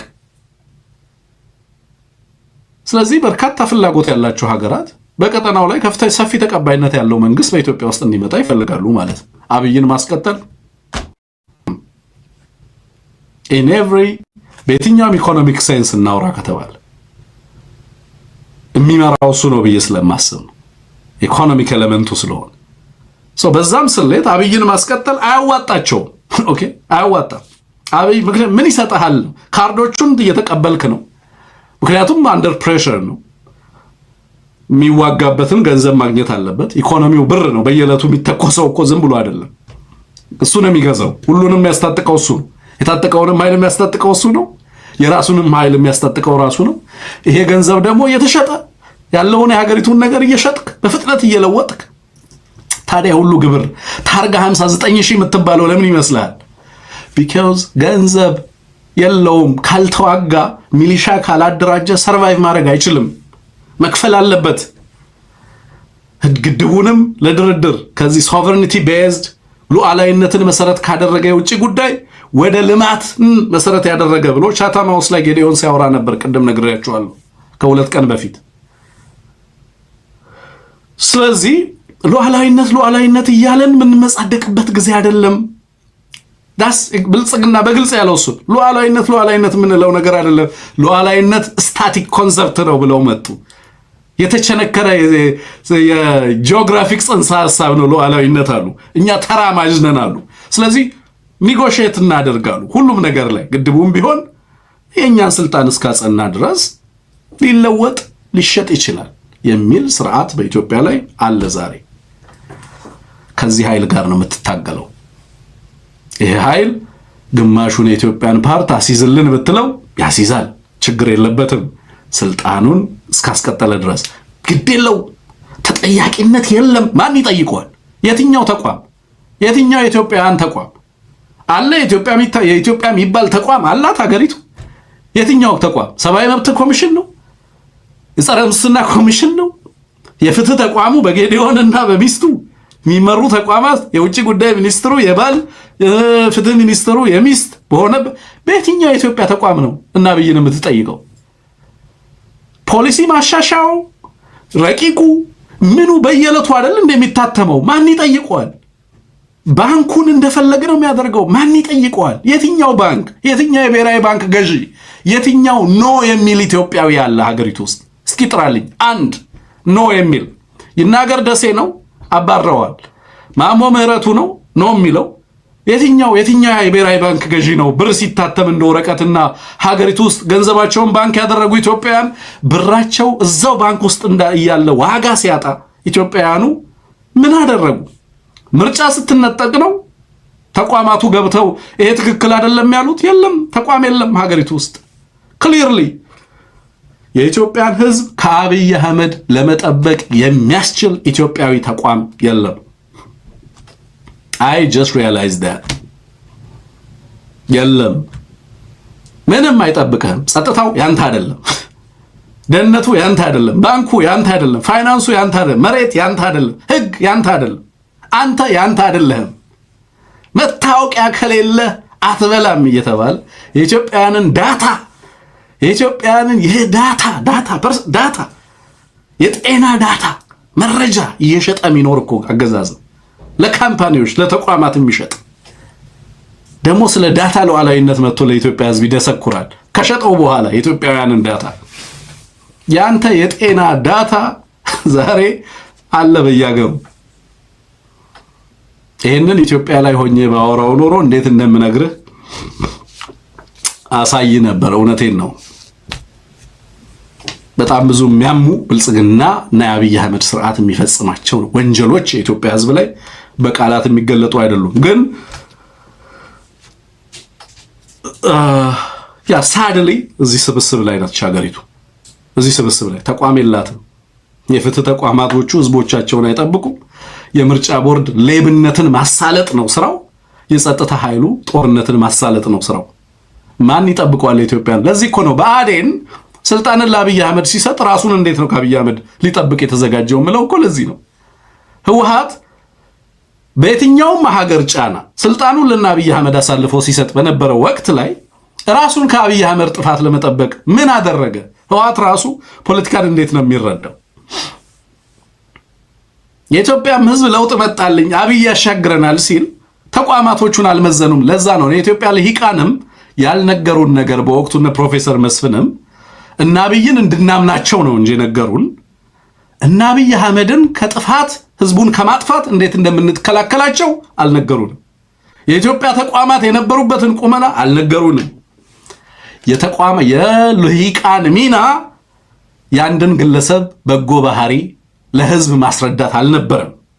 የልሂቃን ሚና የኢትዮጵያ ተቋማት ለውጥን የመምራት ዝግጁነትን ፈትሸው ለኢትዮጵያ ህዝብ ማስረዳት ነበር ሚናቸው መሆን የነበረበት። የኢትዮጵያ ልሂቃን ግን ከዳኛቸው እስከ ታኛቸው ስራቸው አንድ ግለሰብን እንድናምን ባህሪው ጥሩ እንደሆነ እንደሚያሻግረን የኢትዮጵያ ፖለቲካ ሁሉ ጊዜ አሁንም በሚቀጥለውም ለውጥ ላይ እና በለውጥ ሂደት ውስጥም በልሂቃኖች መካከል እና በፖለቲካ ሂደት ውስጥ መካከል መተማመንን ታሳቢ ያደረገ ግንኙነት እንዲኖር ጫና እናደርጋለን። ፖለቲካ የመተማመን ውጤት አይደለም። ፖለቲካ ስልጣንን የመግራት ጉዳይ ነው። ስለዚህ እኔ ህወሓትን ላምን አይጠበቅብኝም። ከህወሓት ጋር ግንኙነት ሳደርግ ሐቀኛ ነው ብዬ አይደለም። ለማሸነፍ ይጠቅመኛል አይጠቅመኝም የሚለውን አስልቼ ሐቀኝነቱን በህግ ነው ቼክ የማደርገው። በተቋም ነው የምገራው። በስርዓት ነው የምትገራው። መተማመን የሚባል ነገር አይደለም ፖለቲካ ውስጥ ያለው። ከሰጠኸው በቃ ይጠቀምብሃል። ራስን የምትጠብቅበትን ሜካኒዝም ካላበጀ ያጠፋል። ደሰን መተማመን አይጠበቅብህም። ፖለቲካ ላይ ፖለቲካ የምትማማልበት ዘርፍ አይደለም። እንዴት ነው ቼክን ኮንትሮል የምታደርገው? ምን ስርዓት አበጅተሃል? ለውጡን እንዴት ነው የምትመራው? እኚህ ናቸው መሰረታዊ ነገሮች። መተማመን አይጠበቅብህም። ስትራቴጂካሊ አላይን ማድረግ አለማድረግ አይደለም የሚጠበቅብህ። በለውጥ ሂደት ውስጥ ለውጡን ለማስፈጸም የሚያስችሉ አብረው የሚዘረጉ እነዚህ ሜካኒዝሞች ምን ይመስላሉ፣ ተቋሞቻችንና የተቋማቶቻችን ገለልተኛነት ምን ይመስላል የሚለው ነገር ነው ማተር የሚያደርገው እንጂ ሃይማኖት አይደለም። ፖለቲካ መተማመኛ ጥሩ ነው ጸባያቸው፣ ስለዚህ እነሱ ታማኝ ናቸው፣ እነዚህ ታማኝ አይደሉም የሚባል ዘርፍ አይደለም ማለት ነው። እንደ በዛ መንገድ የሚሰራ አይደለም። ኦፍ ኮርስ የህዝባችን ባህል ግን ያንን ዲማንድ ያደርጋል። ለምሳሌ አማራው ሪያሊስት ነው፣ ፕራግማቲስት አይደለም። አማራ ለምሳሌ አብሮት በአደጋና በክፉ ጊዜ ከአብሮት የሰለፈን ኃይል አይከዳም። የማህበረሰቡ ሴት ነው። ይሄ ጥቅም ስላለን በዚህ መንገድ የእኛን ጥቅም እስካስከበርን ድረስ ጎረቤቶቻችንን አሳልፈን እንተዋለን የሚል ማህበረሰብ አይደለም። ለአማራ እንዲህ አይነት ፖለቲካ የለም። ለዚህ ነው አብይ አህመድን ብአዴንን መንጋ እንደ እንስሳ ይነዱት። ለዛ ለአብይ አህመድ ፖለቲካ ነው፣ ፕራግማቲዝም ነው። አማራውን ታጃጅለዋለህ፣ አንተ የምትፈልገውን ታስፈጽማለህ። ስለዚህ ራሱንም ታጠፈዋለህ፣ ታፈናቅለዋለህ፣ ከዛ ተሰላፊ ይሆናል። ኮሪደር ልማት እያለ ማለት ፖሊሲው መሬት የመንጠቅ ፖሊሲ ነው። አክቹሊ ዲሞግራፊክ ኢንጂነሪንግ ነው ፖሊሲው። ግን ከፊት አሰልፈው ከተማው አያምርም፣ ፏፏቴው ደስ አይልም፣ ፋውንቴኑ እያለ ምክትል ጠቅላይ ሚኒስትሩን ከፊት ታሰልፈዋል። ትንሽ ከዛ ወጣ ማለት ከዜሮ ድምር ጨዋታ፣ ምክንያቱም ጦርነት ስለሆነ ቀጣዩ ውርስ ጦርነት ስለሚሆን ከክህደት በኋላ ኢትዮጵያን ለማሻገር ቁርጠኛ የሆነ መተማመን የሚያስፈልገው በተለይ ለውጡ ለሁሉም የተስማማ እንዲሆን ቀጥሎ ጦርነት እንዳያዋልድ ለማድረግ የሚያስችል የዜሮ ድምር ጨዋታ ሳይሆን የዊን ዊን የፖለቲካ ውጤት እንዲኖረው ለማድረግ የሚያስችል ተቋማዊ ስልጠና፣ ሀገርን ለማሸጋገር የሚያስችል ዝግጅት በጣም ፈንዳሜንታል ነው። ለዚህ ነው ማንም ለውጡን ቀጣዩን ለውጥና ሂደቱን አጭበረብራለሁ ቢል የሚያዋልደው ጦርነት ነው የሚሆነው። ከዛ ደግሞ አያተርፍም። ከዚህ ልንማር የሚገባን ነገር ይሄ ነው። ተቋማቶቻችን፣ ህጎቻችን ለህዝባችን ሰላምና ጥበቃ እንዲሰጡ፣ ለሁላችን የተገባ ፍትህ በሀገራችን ላይ እንዲኖር ማድረግ የሚቻልበትን ስርዓት ለመፍጠር የሚያስችል ለውጥ መሆን ስላለበት ማለት ነው። ከነዚህ በተለይ ከተጨናገፉ የለውጥ ሂደቶች ብዙ እንማራለን ብዬ ነው የማስበው ባሳለፍናቸው ሂደቶች ውስጥ ማለት ነው። ኤኒዌይ አብይ አህመድ ቀጣዩን ሂደት ለመምራት የሚያስችል ዝግጅት የለውም። አሁን የመጣንበትን ሂደት ያህል ግን ለመቀጠል በጣም አስፈላጊ ሰው ነበር። ለኢትዮጵያውያን አይደለም፣ ለኢትዮጵያውያን ከርስ ነው። አብይ አህመድ ለኢትዮጵያ መከራ፣ ግፍ ነው። he just happened to our nation። በህዝባችን ላይ የመጣ መዓት ነው። ለሌሎቹ ግን አብይ አህመድ አዋጭ ነው። because እሱን የመሰለ ማግኘት አትችልም። አብይ ምን የመሰለ በሀገሩ ህዝብ ላይ ጦርነትን አውጆ አንተ የምትፈልገውን ብድር እየተበደረ አንተ የምትፈልገውን የፖሊሲ አቅጣጫ ሊተገብርልህ የሚችል አካል በቀላሉ አታገኝ። ማንኛውም ነገር ይሸጣል የሚል ኢትዮጵያዊ ማግኘት ቀላል አይደለም ጎበዝ። ስለዚህ ይሄ ሰውዬ ጠቃሚ ነበር እስካሁን ድረስ። ከዚህ በኋላ ግን ጠቃሚ ይሆናል ወይ ነው? ምን አለው እጁ ላይ? የኢኮኖሚ ሪፎርሙን እየተገበረ ነው፣ ኦልሞስት አጠናቋል። ከዚህ በኋላ ግን ሊሰጣቸው የማይችለው ምንድነው? when the actual business comes ትክክለኛውን ቢዝነስና ንግድ የመስራቱ ሰዓት ሲደርስ አብይ ሊያስጠብቅ የሚገባውን ሰላም ማስጠበቅ አይችልም። አብይ ሀገሪቱ ውስጥ ሊፈጠር የሚገባውን መሰረታዊ elementary form of peace ሊያረጋግጥ የሚያስችል አቅም የለውም። ስለዚህ ለውጥ ግድ ይላል። ያንን ለውጥ መምራት ይችላሉ የሚባሉ አካላት ምን አይነት ናቸው? አስተማማኝ ዋስትናን ማምጣት የሚችሉ በሰላምና ደህንነት ዙሪያ ኢትዮጵያ ውስጥ እና አሁን ያለውን ለውጥና የተተገበረውን የማክሮ ኢኮኖሚ ሪፎርም ማስቀጠል የሚፈልጉ ፍቃደኛ የሆኑ ኃይሎች መሆናቸውን ማረጋገጥ ይፈልጋል ያለው ስርዓት። እዛ ላይ እንዴት ነው ያለው ዝግጅት፣ በምን መንገድ ይሄንን ይመለከተዋል የሚለው ነገር በደንብ ተጠንቶ ዝግጅት ተደርጎበት ቢሰራ መልካም ነው። አብይ አህመድ ከዚህ አንፃር በዙሪያው ያሉ ኃይሎችን ሁሉ እየጠረጠረ ከድታችሁኛል፣ ክህደት እየተፈጸመብኝ ነው፣ ከጀርባ ኔጎሺዬሽን እየተደረገ ነው፣ በስርዓት ለውጥ ዙሪያ ምክክር እየተደረገ ነው እያለ በተለይ በኦህዴድ ኃይሎች ላይ በጣም ከፍተኛ ቁጣን እያሰማ ያለበት ጊዜ ላይ ነው ያለው። ተከድቻለሁ። ኦኬ። ስለዚህ የሰጣቸውን ካርዶች መልሶ መሰብሰብ ይችላል ወይ? አይችልም። ሀገሪቱ ውስጥ ካሉ ኃይሎች ጋር መግባባትና መስማማት ይችላል ወይ? ነው። አብይ የፈጠረው ዳሜጅ በኢትዮጵያ ፖለቲካ ቀጣይ ሂደት ውስጥ ሚና እንዲኖረው የሚያደርግ አይደለም። እያንዳንዱ ህዝብ በወንጀል የሚፈልገው ግለሰብና ቡድን ነው። ለዚህ በቂ ዝግጅት ደግሞ አድርጓል ዓለም አቀፉ ማህበረሰብም ጭምር። አብይን በተመለከተ በቂ የሚባል መሰረታዊ ዝግጅት ተደርጓል።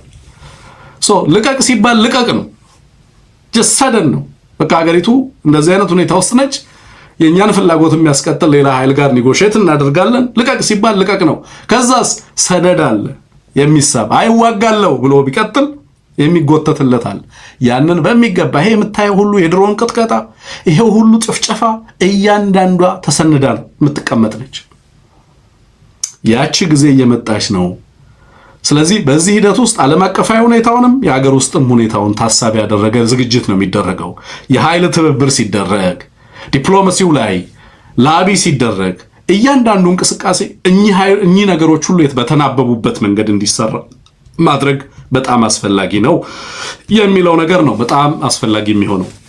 ይሄ አንደኛው ጉዳይ ነው ዛሬ እንድናነሳው ፈልጌ ያነሳሁት ጉዳይ ነው። ሌላው ፋኖ አዲስ የጦርነት ግንባር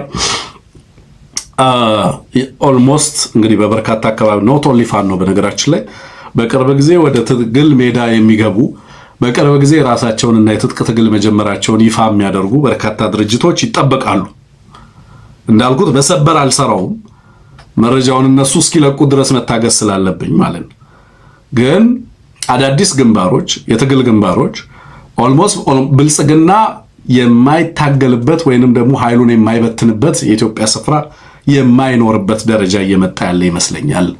ስለዚህ ይሄ ሌላ ደግሞ ለአብይ አህመድ ከባድ ስጋት የሚሆን ይመስለኛል። እና ከአብይ አህመድ እና አብይ አህመድ ላይ በምርጫ አሸንፈዋል 90%። ዛሬ 90% አሸነፍን እያለ ነበር ምርጫ ቦርድ። በነገራችን ላይ 90% አሸንፈዋል የሚለው ነገር ትርጉም ያለው አይደለም። በተጨባጭ ኔጎሺዬሽንስ አር ጎይንግ ኦን፣ ከጀርባ ንግግሮች፣ ምክክሮች፣ ድርድሮች በቀጣዩ ምዕራፍ ላይ ተጀምረዋል። ስለዚህ በዚህ ሂደቱ ስለዚህ ነው የአማራው ልሂቅ አንተንትነህ እያንዳንዱ ኤክስፐርቲዝ ያለው አካል አንድ መድረክ በዓለም አቀፍ ደረጃ ያለ ሁሉም አማራ የሚገኝበት ሁሉም ይሄ የሚፈራረጅ የነበረው ምን የሚባባለውም ከዛ ዘመን ጀምሮ ልምድ ያላችሁ ዕውቀት ያላችሁ አንድ መድረክ ላይ 3 4 5 6 ቀን ከዛ በኋላ ተጨባጭ ዴሊቨረብል እና ቀጣይ ስራዎችን ታሳቢ ያደረገ በሽግግር ሂደት ውስጥ አማራ ስለሚኖረው ሚና መሬት ካለው ኃይል ጋር በደንብ በተናበበ መንገድ እንዲህ አይነት ሰፊ መድረኮች ሁሉም በአንድነት የሚሰባሰቡበት መድረክ በፍጥነት እውን መደረግ ያለበት ይመስለኛል። ሁሉም ይሄ ከኢህአዴግ ነው የመጣው፣ ይሄ ደርግ እንትን ነው፣ ይሄ ኃይለ ሥላሴ እንትን ነው፣ አይሰራም። እያንዳንዱ አቅም ለህዝባችን ደህንነት ከእያንዳንዳችን ለሁላችን የሚሰጥ አቅም መኖር አለበት። ያንን መድረክ መፍጠር ያስፈልጋል። ያንን መድረክ ራሱ አፋብን ቢመራው ደስ ይለኛል። እንደ አንድ ቮለንቲር ይሄንን መድረክ መፍጠር እችላለሁ እኔ because እኔ ከእያንዳንዱ አማራ ጋር ችግር የለብኝም። በየትኛውም ስርዓት ውስጡን ለአማራ ለማገልገል ከመጣ አብሬ እሰራለሁ። ለወገን ለመሰለፍ ከመጣ you're welcome። የትም ተወለድ ምንም ሁን I don't care።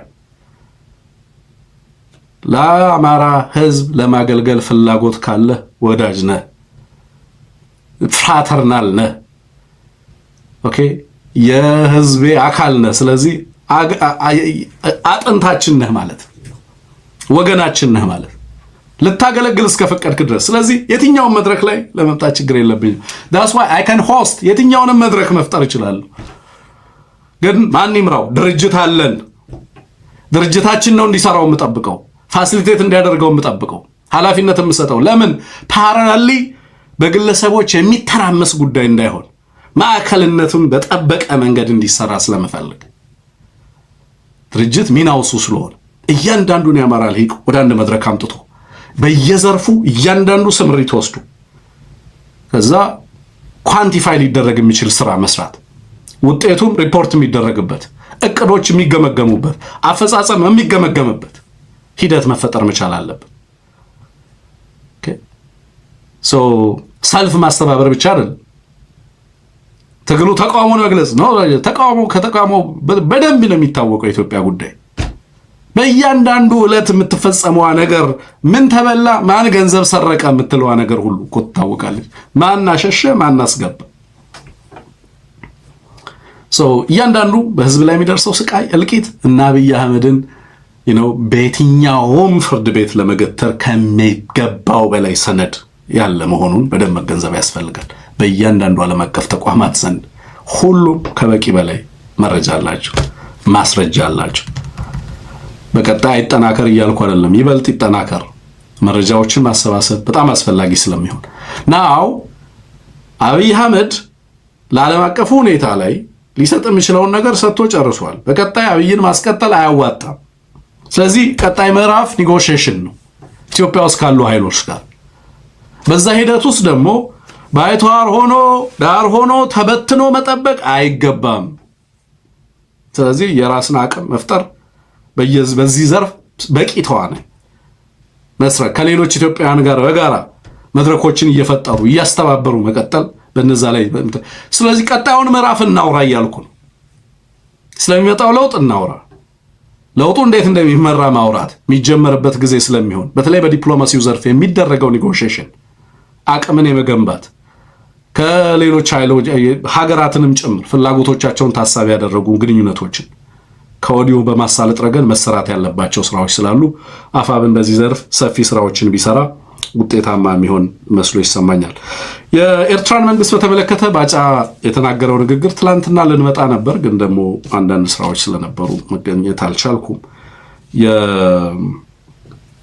እየሄድን ነው አይደል ቴክኒሻናችን?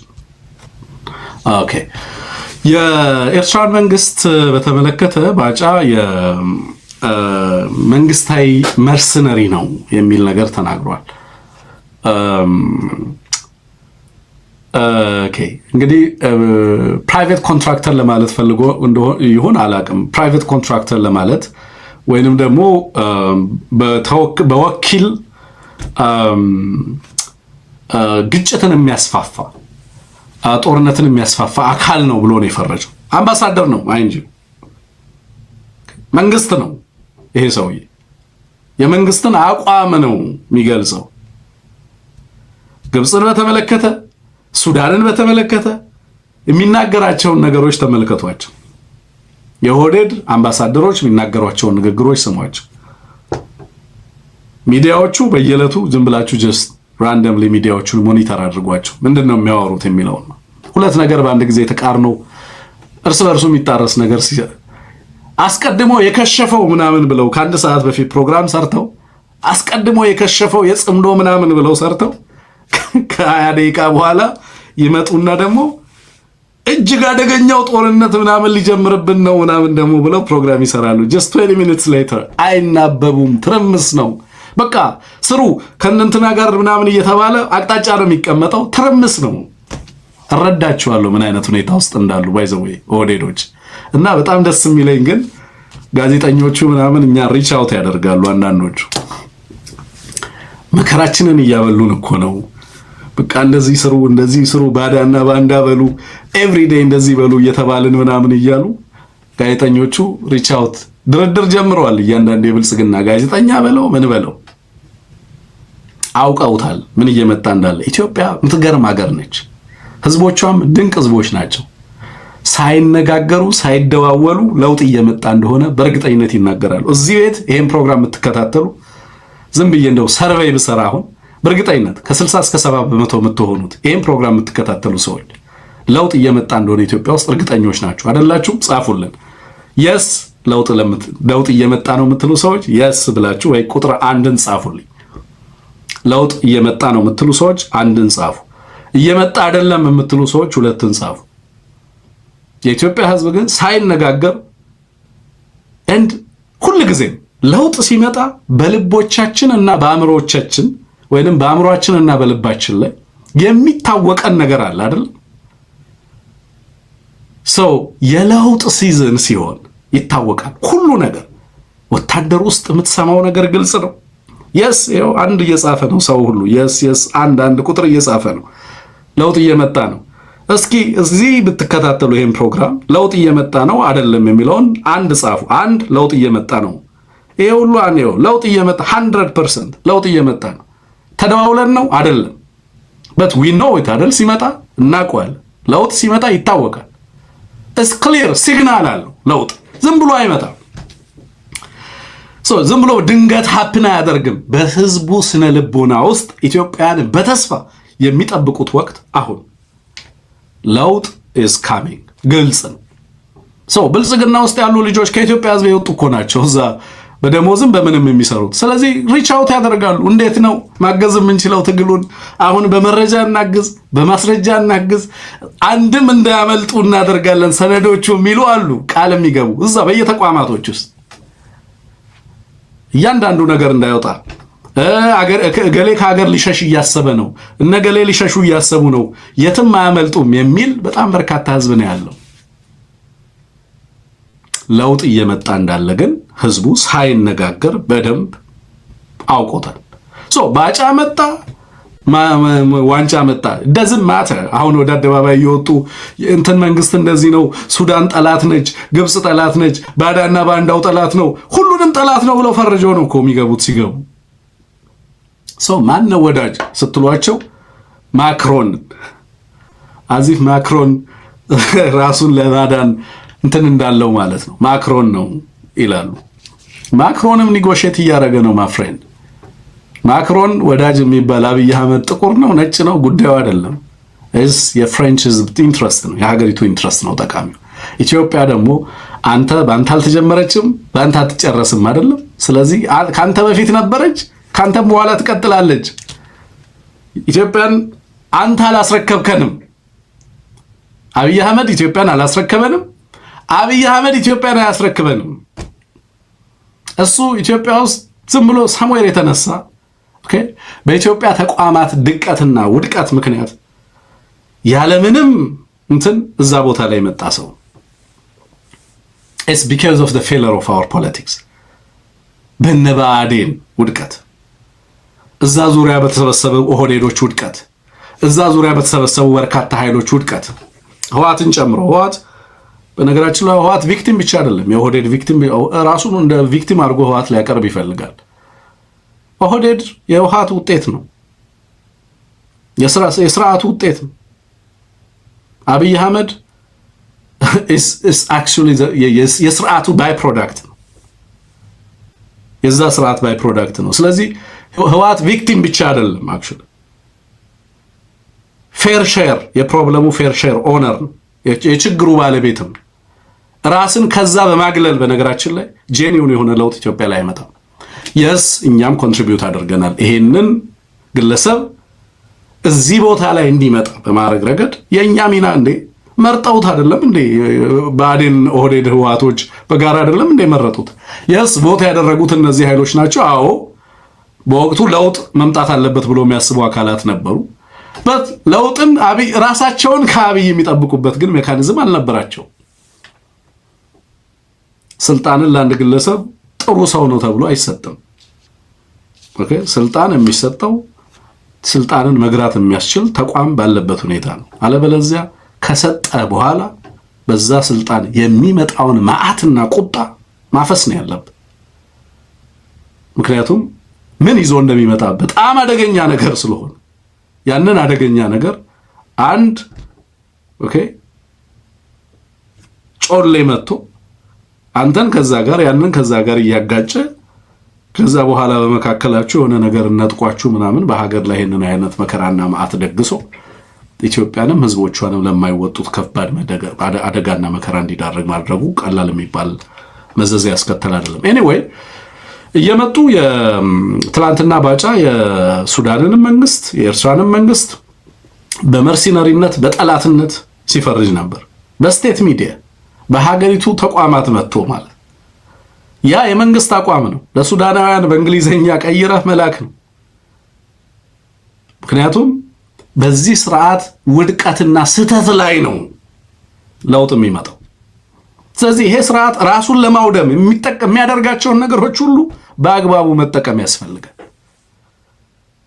በነገራችን ላይ ኤርትራን በተመለከተ ኦህዴድ እንደ ስብስብ እና አብይ አህመድ ስርዓቱ ኤርትራ ውስጥ እና ከኤርትራ ጋር ያጋጠመውን ችግር እንደ ፖለቲካል ፕሮብለም አይደለም የሚቆጥረው ከኤርትራ ጋር ያጋጠመው ልዩነት አደጋ እንደ ችግር አይደለም የሚቆጥረው ችግር አድርጎ የሚቆጥረው የኤርትራን ቬሪ ኤግዚስተንስ ነው ኦህዴድ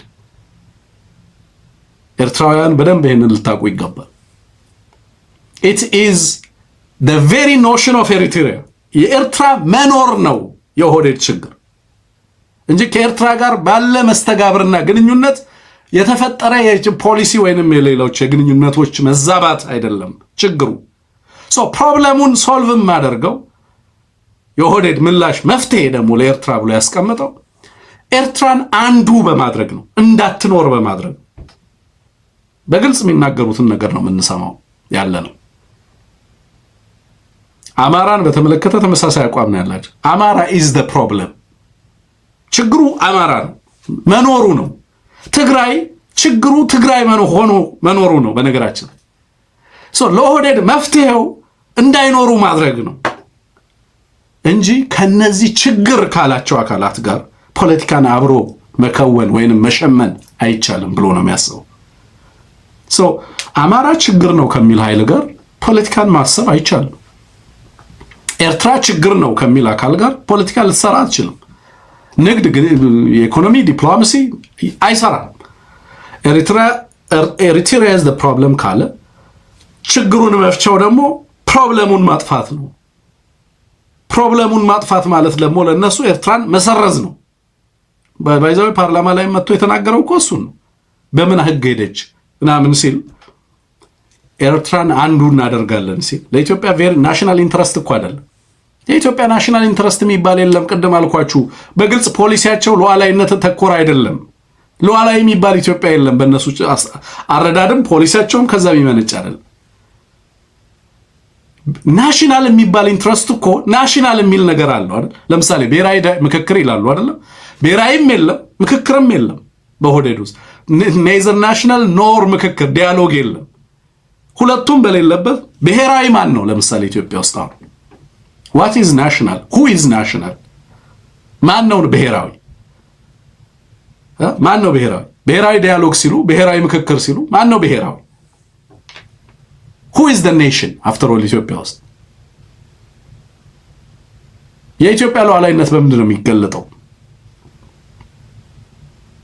የኢትዮጵያ ዋና ከተማ ማን ነው we don't have agreement consensus የለም እኮ ኦህዴድ እኮ አዲስ አበባ ብሎ መጥራት የሚጠየፍ እኮ ስብስብ ነው ሶ ኢትዮጵያ ኔሽን ኦህዴድ እንዴት ነው ዲፋይን የሚያደርገው ናሽናል የሚለው እኮ የኢትዮጵያ ኔሽን ማቀፍ አለበት አይደለም? ከኢትዮጵያ ህዝቦች ጋር ጦርነት የሚያደርግ ህዝቦቿን በድሮን እየደበደበ ከዛሬ ወለጋ ላይ ያለውን ጦርነት ጠይቁ፣ ምን አይነት ጦርነት እየተካሄደ እንደሆነ። ይሄ ቡድን ስለ ናሽናል ኢንትረስት ሊያወራ ይችላል? ከኢትዮጵያ ህዝብ ጋር የሚዋጋ ስርዓት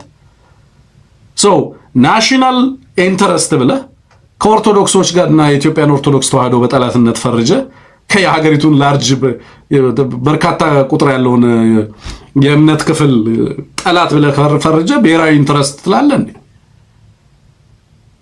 ጎረቤት ሀገሮችህን ጠላት እያልክ ፈርጀ ከዛ ናሽናል ኢንትረስት ትላለህ እንዴ? ምንድነው ብሔራዊ ጥቅም? ለዚህ ነው ኦህዴድና ብሔራዊ ጥቅም አብረው አይሄዱም። በነገራችን ሁለቱ ፈጽሞ ብሔራዊ የሚለውን ቃል መጠቀም የሌለበት ስብስብ መኖር ካለበት ኦህዴድ ነው የሚለውን ነገር የማነሳው በዚህ ምክንያት ስለሆነ ማለት ነው። ኤኒዌይ ጎረቤቶችና ጎረቤት ሀገራት ላይ ጭምር እንደዚሁ እየዘመተ እንዳለ ትመለከቱታላችሁ። በቅርብ ጊዜ እንግዲህ እንዳልኩት ምን ሰጠ ኦህዴድ ካርዶቹን እና የቀሩትን ካርዶች ምን አደረገ የሚለውን በቅርብ ጊዜ የምንሰማቸው እና እየጠበቅን ያለናቸው ነገሮች አሉ። በተለይ ከግብጽ ጋር ተያይዞ ማለት ነው። ግን ጨርሷል። ካርዶቹን ጨርሷል። ስለጨረሰም እንደጨረሰ የሚያውቁ ሀገራት አሉ። እንደጨረሰ የሚያውቁ ሀገራት ደግሞ የመጨረሻ ፍርሚያውን እንዲያኖርላቸው የሚፈልጉባቸው 2 እና 3 ጉዳዮች አሉ። በእነዛ ጉዳዮች ፍርሚያውን ካኖረ በኋላ የአብይ አህመድ ፍጻሜ እንደሚሆን ያውቁታል እነሱ። ስለዚህ ሊያድኑት አይሞክሩም። ሊያድኑት መሞከር ስለማይፈልጉ ነው። የንግግር ዊንዶዎችን ሲዘጉ ጥርቅም አድርገው ሲዘጉ መለከታል። ለምሳሌ ቪዛ ሬስትሪክሽኑ በነገራችን ላይ ለኦህዴድ ከባድ ነገር ነው። መሆን የነበረበት ቪዛ ሬስትሪክሽኑ ሳይጣል በፊት ከህወሓት ጋር ልትገናኝ የምትችልበትን እድል እንዲያመቻቹልህ ነው ማድረግ የነበረበት። ግን ቪዛ ሬስትሪክሽን ተደረገና አንተ ከዚህ ኃይል ጋር እንዳትገናኝ ተደረገ። ስለዚህ ብልጽግና አሁን ከህወሓት ጋር ሊገናኝ የሚችልበትን እድል ዘግቷል። ከኤርትራ ጋር ሊገናኝ የሚችልበት እድል የለም። ኦኬ ኤርትራ ጋር መገናኘትን ቅድመ ሁኔታ አድርጎ አቅርቦ ነበር በፊት በህዳሴው ግድብ ዙሪያ ላይ ንግግር ለማድረግ። ከኤርትራ ጋር ካስታረቃችሁኝ ይፈርማለሁ። ከኤርትራ ጋር ስታረቅ ደግሞ ሀገር ውስጥ ያሉ ኃይሎችን ከኤርትራ ጥላለው ነው። ስለዚህ ጥቅሙ ከኤርትራ ጋር መታረቁም አይደለም ግድቡም አይደለም። የኢትዮጵያ ናሽናል ኢንትረስት የሚባል የለም። የአብይ ኢንትረስት ይሆናል መጨረሻ ላይ። ምንድነው ጥቅሙ? ከኤርትራ ጋር ለምን መገናኘት ፈለገ አብይ? ንግድ ሊሰራ አይደለም። የወደብና የግድብ የቀይ ባህር ምናምን ነው። ከኤርትራ ጋር መገናኘት አስፈላጊ የሚሆነው ለአብይ አህመድ ከትግራይና ከአማራ ኃይሎች ነጥላታለሁ ኤርትራን ነው። ይሄም ለስልጣኔ መቀጠል እድል ይሰጠኛል። ኤርትራኖች ከአብይ አህመድ ጋር ከኢትዮጵያ ጋር ቢዝነስ መስራት አይፈልጉም? ይፈልጋሉ። እኔ ኤርትራ አንድም ቀን ከኢትዮጵያ ውጪ ከኢትዮጵያ ጋር በሚኖራት ኢኮኖሚ መስተሳሰር ከኢትዮጵያ ጋር የተሻለ የጋራ የሰላምና የስትራቴጂ የደህንነት ሴኩሪቲ ስትራቴጂ ሊኖራት ይገባታል ብዬ ማስባት ሀገር ነኝ። የኤርትራ ኢኮኖሚ ሃይሊ ከኢትዮጵያ ኢኮኖሚ ጋር በጣም ዲፕሊ ኢንተግሬት መደረግ አለበት ብዬ በብዙ የልማት አማራጮች መስተሳሰር ያለባቸው ናቸው ብዬ ነው ማስበው። ፖለቲካሊ፣ ኢኮኖሚካሊ፣ በተለይ ኢን ተርምስ ኦፍ ሴኩሪቲ ዋይዝ የኛና የነሱ ሴኩሪቲ የኤርትራና የኢትዮጵያ ሴኩሪቲ ሃይሊ ኢንተግሬት ዲፕሊ። ስለዚህ ዛሬ ያለው ኮመርስ፣ ዛሬ ያለው ኢኮኖሚክስ፣ ዛሬ ያለው ጂኦግራፊ፣ ዛሬ ያለው ሴኩሪቲ እነዚህ ነገሮች ሁሉ በእነዚህ ሀገሮች መካከል ጠንካራ ግንኙነት እንዲኖር የሚያስገድዱ ናቸው። ስለዚህ የኤርትራ መንግስት ከኢትዮጵያ ጋር መገናኘቱን ይፈልገዋል። ኤርትራ መንግስት ለምንድን ነው መገናኘት ያልፈለገው? አሁን ከአብይ ጋር ነው መገናኘት የማይፈልገው። በኢትዮጵያ ውስጥ ለውጥ እንዲመጣ በለውጥ ውስጥም ኤርትራ ከኢትዮጵያ ጋር ዘላቂ ጥቅሟን የምታሰላበት ሂደት እንዲፈጠር ይፈልጋል የኤርትራ መንግስት። ግን ከዚህ ስብስብ ጋር መገናኘት አይፈልግም። ለምን? ይሄ ስብስብ ብሔራዊ ጥቅም አያውቅም። ይሄ ስብስብ ሉዓላዊነት አያውቅም። ይሄ ስብስብ ስለ ቀጠናው ህዝቦች ሰላምና ታሪካዊ መስተጋብር አይገነዘብም። የጊዜ ጉዳይ ካልሆነ በስተቀር ኤርትራን ይወራል ይሄ ስብስብ። አሁንም መውረር ያልቻለው is because አማራ ውስጥ ጦርነት ስላለ። ስለዚህ ኤርትራ መንግስት ከዚህ ጋር አልገናኝም። ቢላክ ሽማግሌ ሳውዲዎች ቢሄዱ ካታር ብትሄድ ያልሄደ ሀገር የለም። አልገናኝም። ቻይና ሞክራለች፣ አልቻለችም። ጣሊያን ሞክራለች፣ አልቻለችም። ፈረንሳይ ሞክራለች፣ አልቻለችም። ፈረንሳይ ሞክሯን አላውቅም። የዩናይትድ ኔሽኖች ላይ ያሉ አካላት በተደጋጋሚ በርካታ ኢንቮይስ ተልከዋል። አንፈልግም፣ ከዚህ ሰውዬ ጋር እንገናኝ፣ ከኢትዮጵያ ጋር ግንኙነት ማድረግ እንፈልጋለን፣ ግን ይሄ ሰውዬ ባለበት ሂደት አይደለም። ሰውየው ደግሞ ከነሱ ጋር ካልተገናኘው ሞቼ ከግብፅ ጋር ተገናኝ ሲባል መጀመሪያ ከኤርትራ ጋር ነው የሚሉ። ለምንድን ነው መጀመሪያ ከኤርትራ ጋር? ዓላማው ሁለት ነው። የማይለቁት ሁለት ኃይሎች ኢትዮጵያ ውስጥ አሉ። ፕሮባብሊ 3 ኃይሎች፣ አሁን ምናልባት በቅርብ ጊዜ ደግሞ በርካታ ኃይሎች። አማራ አብይ አህመድን አይለቀውም። ክሊርሊ አማራና አብይ አህመድ አብሮ መኖር አይችልም። የአማራ ህዝብ ከአብይ አህመድ ጋር በፍጹም አብሮ ሊቆም አይችልም። የትግራይ ህዝብ በምንም ተአምር ከአብይ አህመድ ጋር አብሮ ሊቆም አይችልም። ሌላው የወለጋ በተለይ ኦሮሚያ በርካታ አካባቢዎች ላይ ከአብይ አህመድ ጋር ተቆራርጧል። አሁንም በጣም ሰፊ መሰረት አለው፣ ምንም ጥያቄ የለውም። ጥፋት ቢያንስ ሲፈጽም በልሂቅ ደረጃ መሰረት ሆኖ ይሄንን ጥፋት የሚያስፈጽመው ልሂቅ በዙሪያው እንዳለ ግልጽ ነው። ግን ኦሮሞን አብዲ ኩተቴር ከአብይ አህመድ ጋር የለም። ሐረርጌ ነው ከአብይ አህመድ ጋር ያለው፣ አርሲ ነው ከአብይ አህመድ ጋር ያለው፣ ወለጋቱ አብይ አህመድ ወጅ እንጅራ እንጅሩ፣ ጉጂ ነው ከአብይ አህመድ ጋር ያለው፣ በኦረነቱ አብይ አህመድ ወጅ እንጅራ እንጅሩ። ጅማ እያለ እየሄደ ይመጣል። የጅማ ህዝብ ከአብይ አህመድ ምን እንደሚያገኝ አላውቅም። ትርፉ ስድብ፣ ትርፉ ሰላም ማጣት፣ ትርፉ መከራ፣ ትርፉ ስቃይ ነው ይሆን። አብይ ወጅ እንዳበቹን እንድንዳም አብይ ጋር መጠለል ከባድ ነው። ኢትዮጵያና ኢትዮጵያ ህዝብ ያውቀዋል፣ ሳይነጋገር ያውቀዋል። ሶስ ጊዜው አብቅቷል ነው ኢንተርናሽናሊም ቀጠናው ላይም በሀገር ውስጥ ባሉ ህዝቦችም ዘንድ የአብይ ተርም ኢዝ ኦቨር። ግን ምርጫውን አሸንፈዋል ብላ ሜላት ዛሬ እየተናገረች ነው ያለችው። ምርጫው አብይን ያስቀጥለዋል ወልሲ። በምርጫ ኢትዮጵያ ውስጥ መንግስት የሚቀጥልበት ሀገር ከሆነ ተቋማቱ በእርግጥ እየሰሩ ከሆነ እናያለን። ያለው ነባራዊ ሁኔታ ግን አብይን ለማስቀጠል የሚፈቀድ አይመስለኝም። ከሰዓት አንፃር ለዛሬ ያለን ፕሮግራም እዚህ ላይ ያበቃል። ዛሬ የመጣሁት አዲሱን ቻናል ላስተዋውቃችሁ ነው። @abc breakdown ብላችሁ ሰርች አድርጉት። @abc breakdown። ስለዚህ አዲሱን ቻናላችንን ጆይን አድርጉ። እዛ ላይ ነው ነገ የምንመጣው። አዲስ ቻናል ነው። እዛ ላይ ጆይን አድርጉ። እዛ ላይ እንገናኝ። ስለነበረን ቆይታ ከልብ ነው ማመሰግነው። ኤቢሲን ታግዛላችሁ ብዬ ተስፋ አድርጋለሁ። በሳተላይት እየሄድን ያለ ነው። ሳተላይቱ ጥራት አንዳንድ ቦታ ላይ እንደሌለው በተለይ አሶሳ ላይ ነግራችሁናል። ከቤኒሻንጉል ያላችሁ አድማጮቻችን ጥራቱን ለመጨመርና ለማስተካከል እንሞክራለን። ይሄን መልእክት አድርሻለሁ ለቴክኒክ ባለሙያዎቻችን። ስደመር 1 723093725 የኤቢሲ ስልክ ቁጥር ነው። እነ ኬዋይ ሌሎቻችሁም ከኛ ጋር የነበራችሁ ለፕሮግራማችን ከልብ ነው ማመሰግነው፣ ስለ ድጋፋችሁ፣ ስለ ሐሳብ አስተያየቶቻችሁ ሁሉ። what about ፕሪንስ አስፋወሰን ፕሪንስ አስፋወሰንን ልዑሉን አቀርባቸዋለሁ። ኦኬ እጃቸው ቀርባለሁ። በ30 ነው የሚቀርቡት። ዛሬ ቀን ስንት ነው? ጁን 21 ነው። ስለዚህ ከ9 ቀን በኋላ አቀርባችኋለሁ። ምን ትጠይቃችኋላችሁ? ምን አይነት ጥያቄዎችን ላቅርብላቸው? ጻፉልን ጥያቄዎቻችሁን በሲደመር 1 723093725 በእሳቸውን ብቻ ሳይሆን በርካታ በአማራ ትግል ውስጥ መጥተው ሚናቸውን ኃላፊነታቸው ክሪቲካል ታይም ላይ ነው ያለነው። ወሳኝ ታሪካዊ ጥፋት ላይ ነው ያለነው። በዚህ ሂደት ውስጥ በርካታ የአማራ ልሂቃን በየዘመኑ በርካታ እውቀት ያላቸው ሰዎች ተሰሚነታቸውና ተጽዕኖ አቅሞቻቸውን አሰባስበን ለአማራ ህዝብ ጥቅም፣ ለአማራ ህዝብ ዲፕሎማሲ፣ ለኢትዮጵያም ዘላቂ ጥቅም፣ ሰላም በሚኖረው ለውጥ ላይ በጎ ተጽዕኖ ለመፍጠር የሚችሉ ሰዎችን ማሰባሰቡ ተገቢ ነው። ወደ ሚዲያ እናምጣቸው። በየአካባቢው በተለይ አፋብን ደግሞ መስራት ያለበትን ይሰራል ብዬ ተስፋ አድርጋለሁ። ሰው እነዚህ ነገሮች ላንሳ ብዬ ነው። ለነበረን ቆይታ ከልብ ነው ማመሰግነው። በድጋሚ መልካም የአባቶች ቀን ይሁንላችሁ። ኢትዮጵያውያን አባቶች በመላ ዓለም ያላችሁ ለነበረን ጊዜ ከልብ አመሰግናለሁ። ጊዜ ይስጥልኝ።